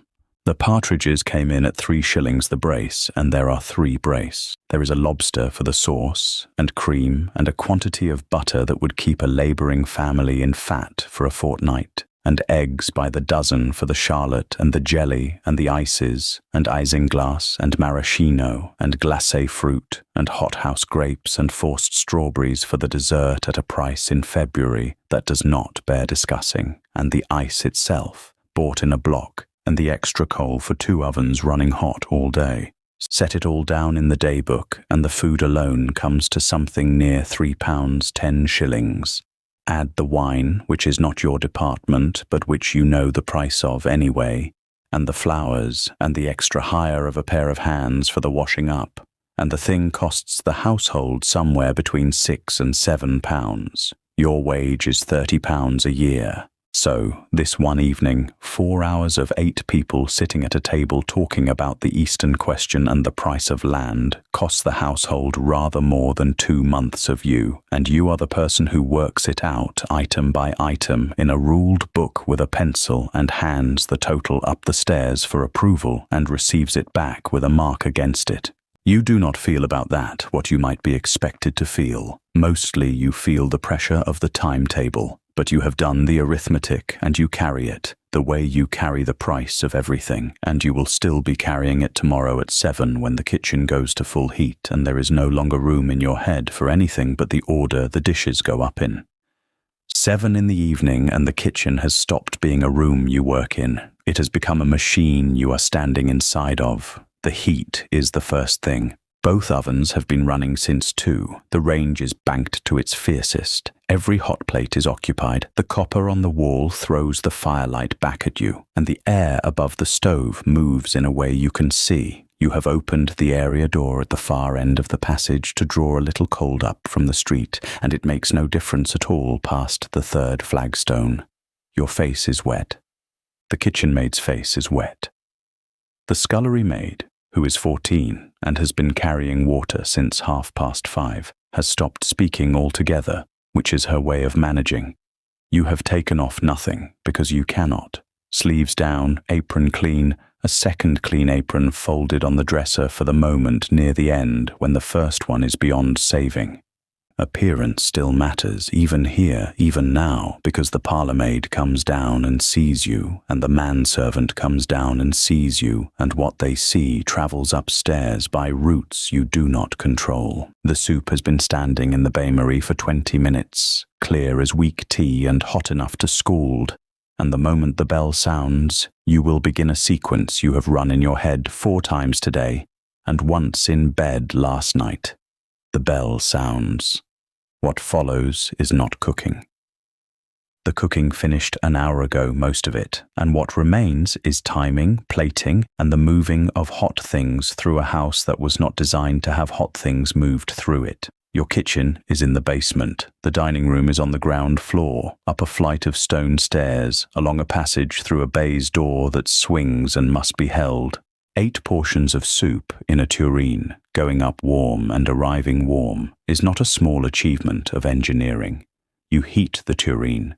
You heat the plates, stacked in the plate, warmer beside the range since 6. So hot the parlour-maid handles them with a folded cloth. You send the soup and you begin the fish before the tureen has cleared the top step, because the fish must go up the instant the soup plates come down, and the soup plates will come down in 11 minutes if the table talks, and 8 if it does not. The fish is turbot, poached, with a lobster sauce that has been kept just below the point where it would separate, whisked twice, thinned once with a spoon of the cooking liquor.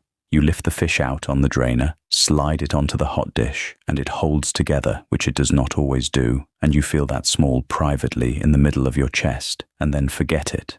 Down come the soup plates, up goes the fish. Now the entrees, and the entrees are the part of a dinner where a cook is actually judged, because anyone can boil a turbot and anyone can roast a saddle. But the entrees are made things, and made things reveal the hand that made them.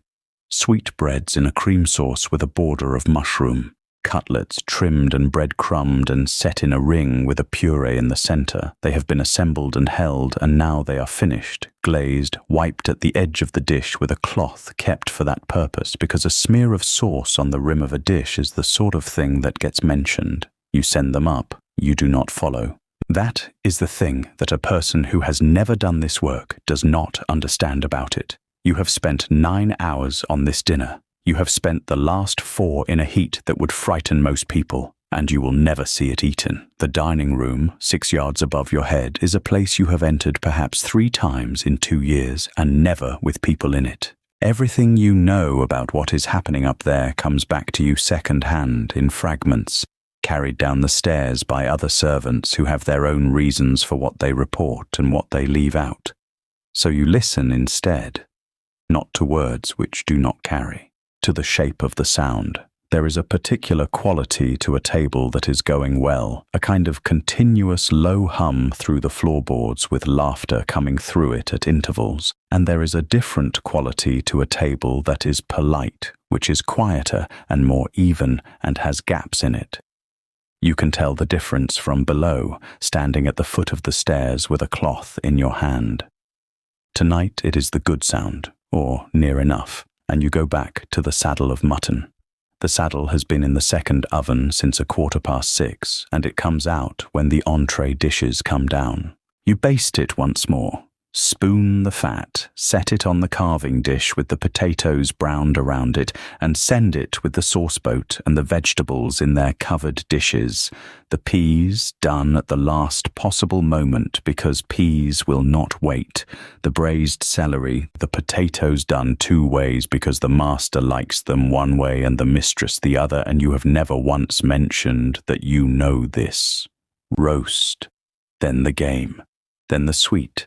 And this is where you have put your one piece of showing off, a jelly turned out of a moulded shape with a fruit set inside it so that it appears suspended in clear amber, which is a thing that either works or does not, and cannot be repaired if it does not. It works.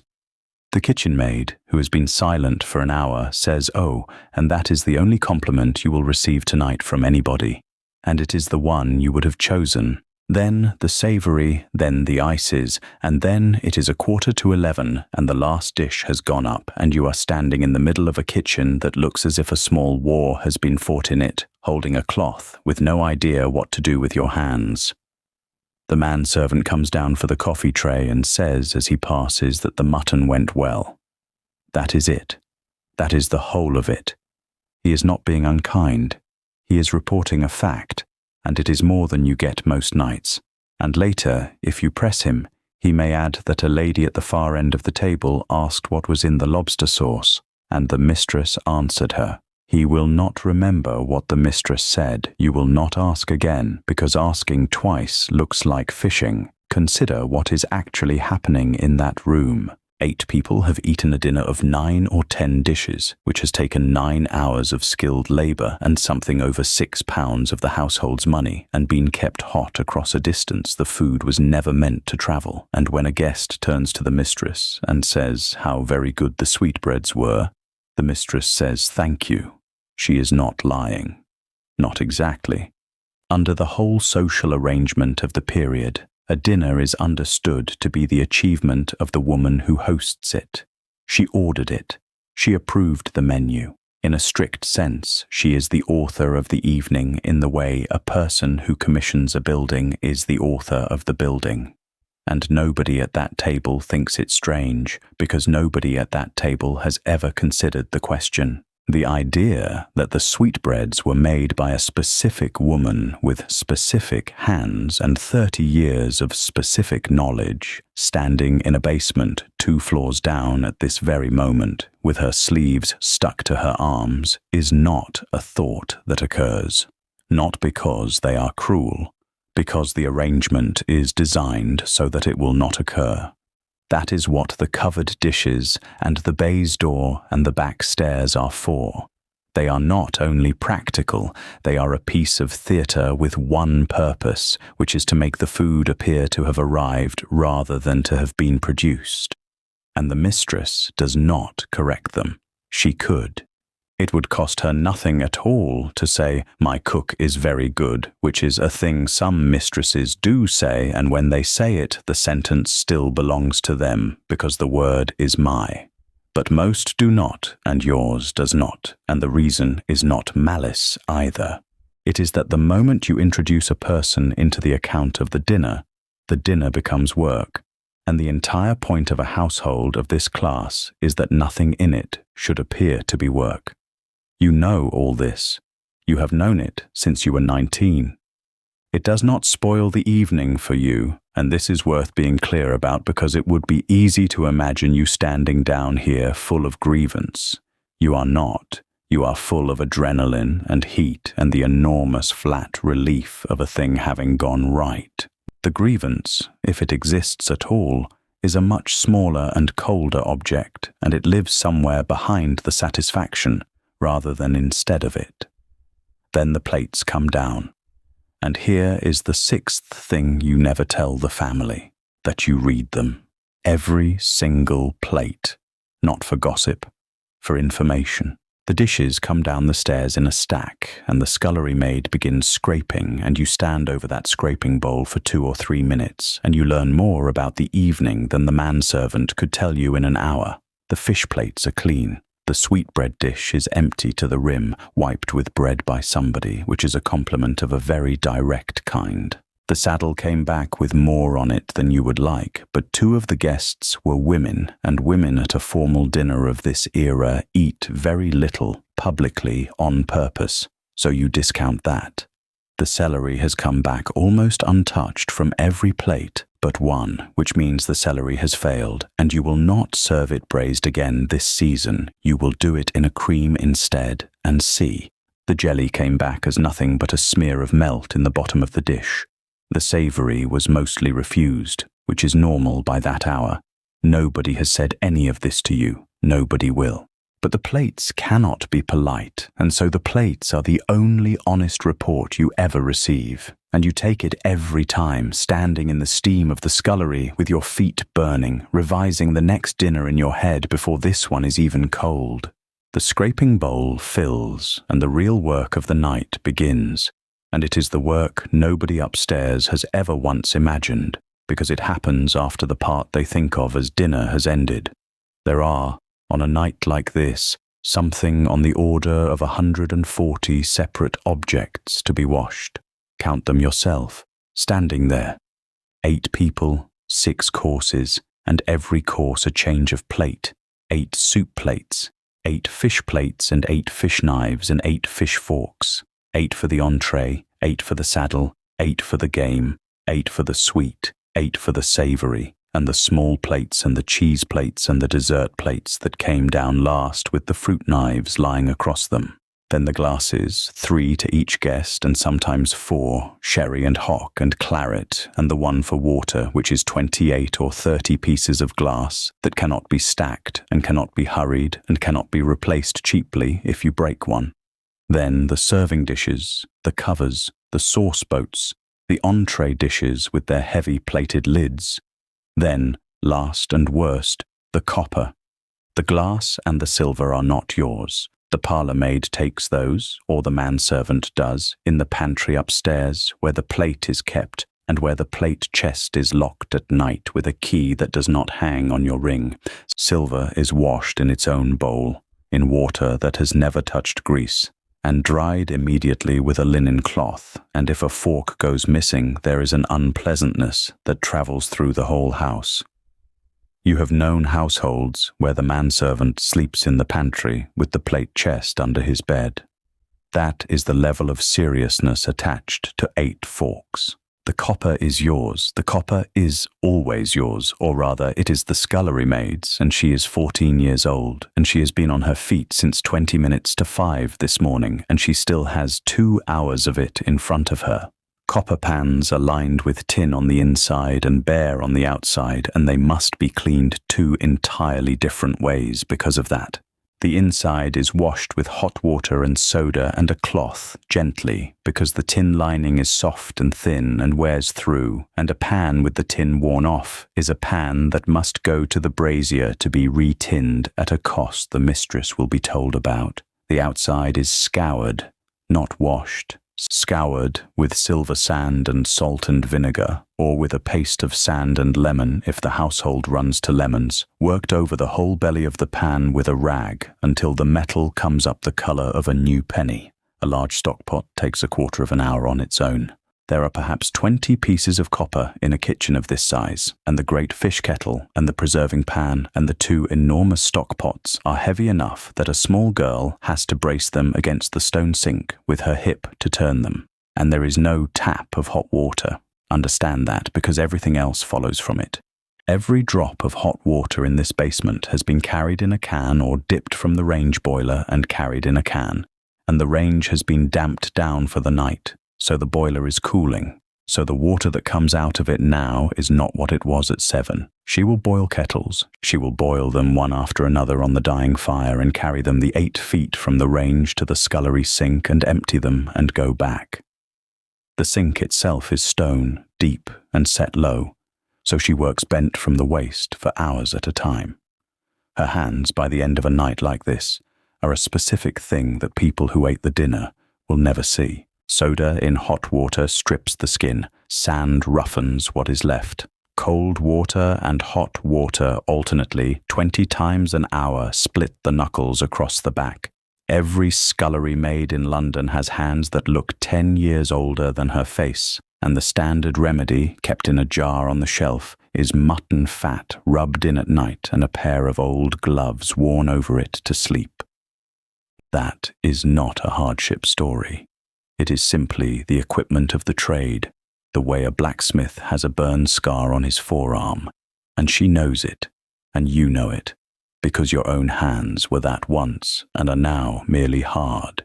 You help her, not all of it, and not every night, but you do not sit down and leave a child alone with 140 pieces at 10:30.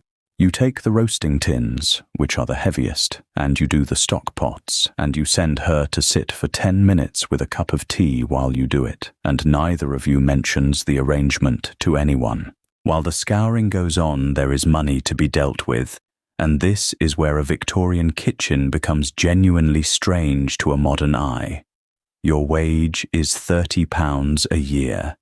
It is not, in practice, what you earn. The rest comes from what are called perquisites, and the largest of them is standing in a stone crock on the larder floor at this moment, the dripping. Every joint that goes into that oven gives up fat. The saddle tonight, the beef on Monday, the mutton, the bacon at every breakfast for a week.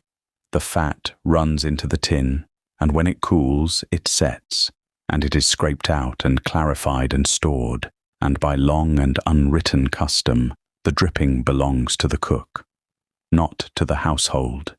To you, a house that eats meat twice a day produces a great deal of it, and there is a man who comes round, the dripping man, with a cart, and he buys it by the pound at somewhere around 4p or 5p, and he sells it on to eating houses and to poor families who fry with it and spread it on bread with salt and pepper, which is a supper for a great many people in this city. A cook in a good house can make between £8 and £15 a year out of dripping alone. Set that against a wage of 30. It is not a tip, It is a third of your income, or half of it, and it is not the only one. Rabbit skins go to the rabbit skin man. Bones, after they have given up everything to the stockpot, go to the bone man who sells them for buttons and for fertilizer.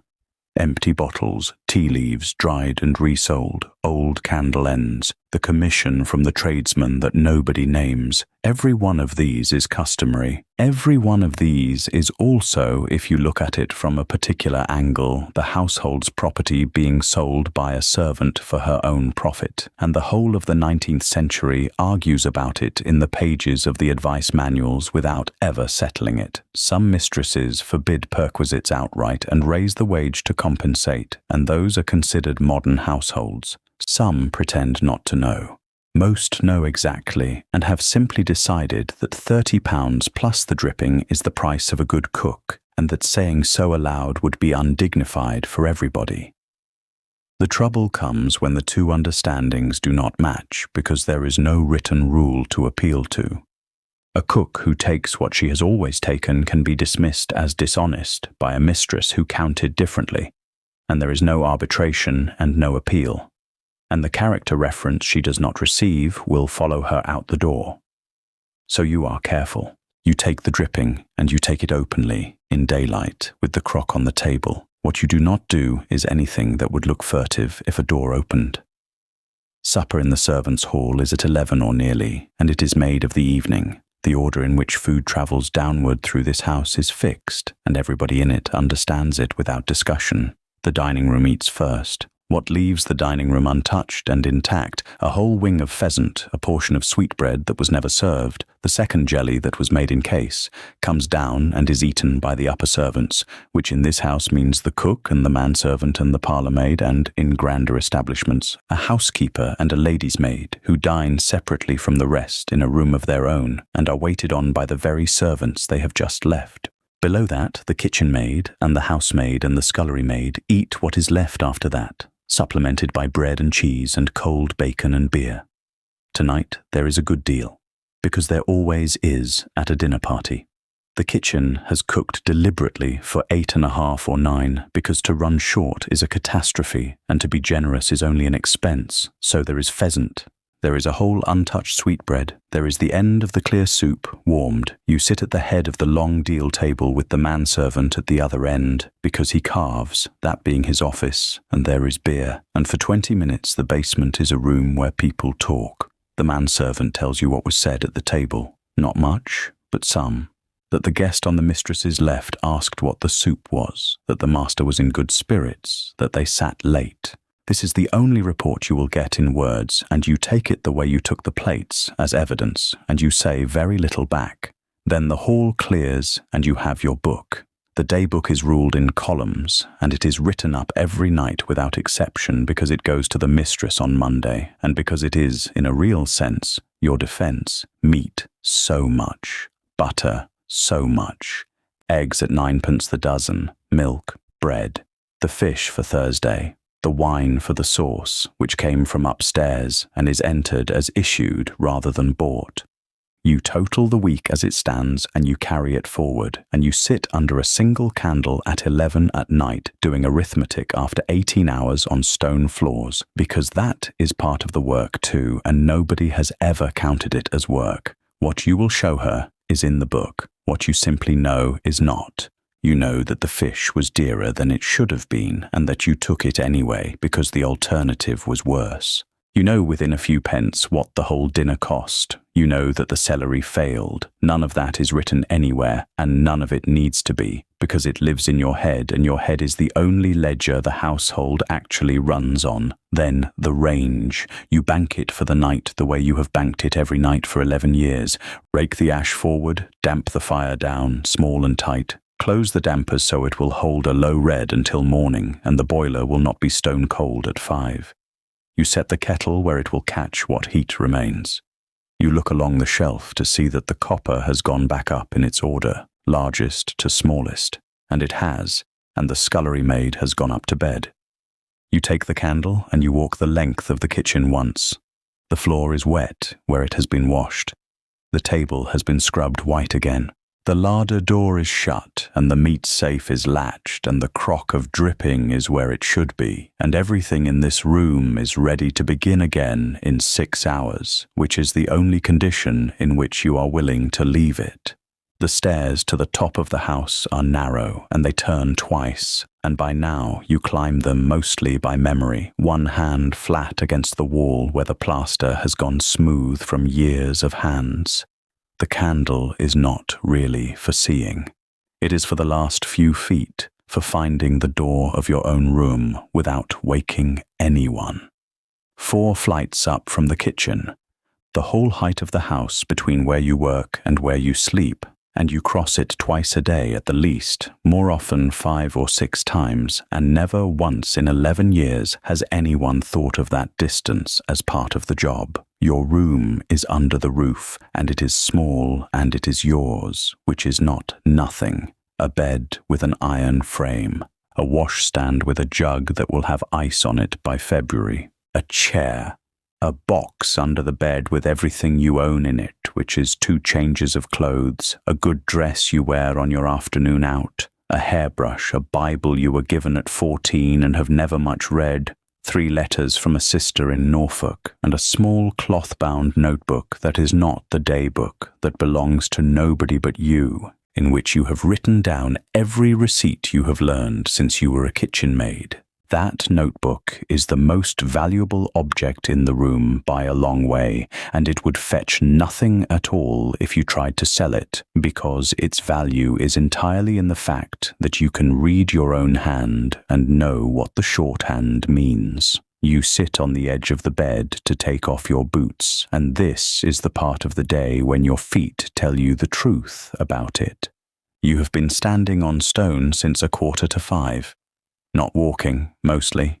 Standing, which is worse. Stone floors were laid in kitchens because they do not burn and they wash down easily, and both of those are good reasons, and neither of them has anything to do with the person who stands on the stone for 18 hours. Your ankles have thickened over the years in a way your mother's did. Your right shoulder aches from lifting, always the right, because the stockpot handle and the oven door and the copper pans all sit that way and always have. Set the day out plainly, since you are the only one who ever will. You lit the range before 5. You cooked breakfast for 7 upstairs and 4 below. You received 4 tradesmen at the area door and judged their goods and refused one of them. You climbed the stairs to the mistress and conducted a conversation in which you guided her, without ever appearing to guide her, to the only menu the day could actually support. You made stock. You made 2 sauces from that stock. You cooked a nursery dinner, a schoolroom dinner, a servant's dinner, and your own. You made pastry in the cool of the afternoon and baked it in an oven with no thermometer, judging its heat by the back of your hand and by how fast a scrap of flour paper browned. You sent up a dinner of 4 courses for 8 people, timed to the minute against a staircase and a hall and a butler's pantry you cannot see into. You supervised the washing of that dinner. You settled the week's figures. You banked the fire. Somewhere in there you made, by any honest count, 100 separate decisions, and not one of them was ever presented upstairs as a decision. That is the whole trick of the position, and you are very good at it. The mistress believes she planned Thursday's dinner. The guests believed the mistress planned it. Your name was not spoken at that table, and if it had been, it would have been odd, a small breach, a thing to be smoothed over. Below stairs, the house runs on your judgment. Above stairs, the house runs on the fiction that no judgment was involved. Hold both of these at once, because both are true and neither cancels the other. The first is that the skill is real, not a consolation, not a way of making the arrangement sound better than it is. Real. You can look at a joint and know how it will behave. You can taste a sauce and know within a pinch what it wants. You can hold 4 dishes in your head at 4 different stages and land them all within the same 3 minutes, using an oven that lies to you and a fire that changes its mind. You learned it from a woman who learned it from a woman, mostly by watching and being corrected, and it took you the best part of 15 years, and there is nobody in this house, upstairs or down, who could do it. There is real satisfaction in that, and it is yours, and it visits you most often at odd hours, in the moment when the plates go up clean, and you know before anyone tells you that it went as it should. You are allowed to enjoy that. You do. The second is that the arrangement gives you nothing to stand on. Everything you have is held on terms. The room is the household's. The wage is £30 a year and can be ended with a month's notice on either side, and the month is the whole of your protection. Your position rests on your character, which is the written reference the mistress will or will not give you, and which no law obliges her to give at all, and which she may make as warm or as cool as she pleases, without ever writing anything untrue. A cook of your ability who leaves a house with a lukewarm character will find the next place harder, and a cook who leaves without one will find it very hard indeed. So the whole edifice of your competence sits on a single sheet of paper that someone else writes. Consider what that means over time, because you have considered it before, sitting exactly here. A cook is worth most in the middle of her working life. Trained, quick, still strong. You are 38, which is close to the top of that arc. Below you, the kitchen maid is learning, and in 6 or 7 years, she will be able to do most of what you do, and she will do it for less money, because that is how the ladder works and how you climbed it yourself. Above you, there is nothing. There is no promotion out of a kitchen. A cook does not become anything else. She becomes an older cook in a house that wants a younger one, and then the arithmetic turns against her.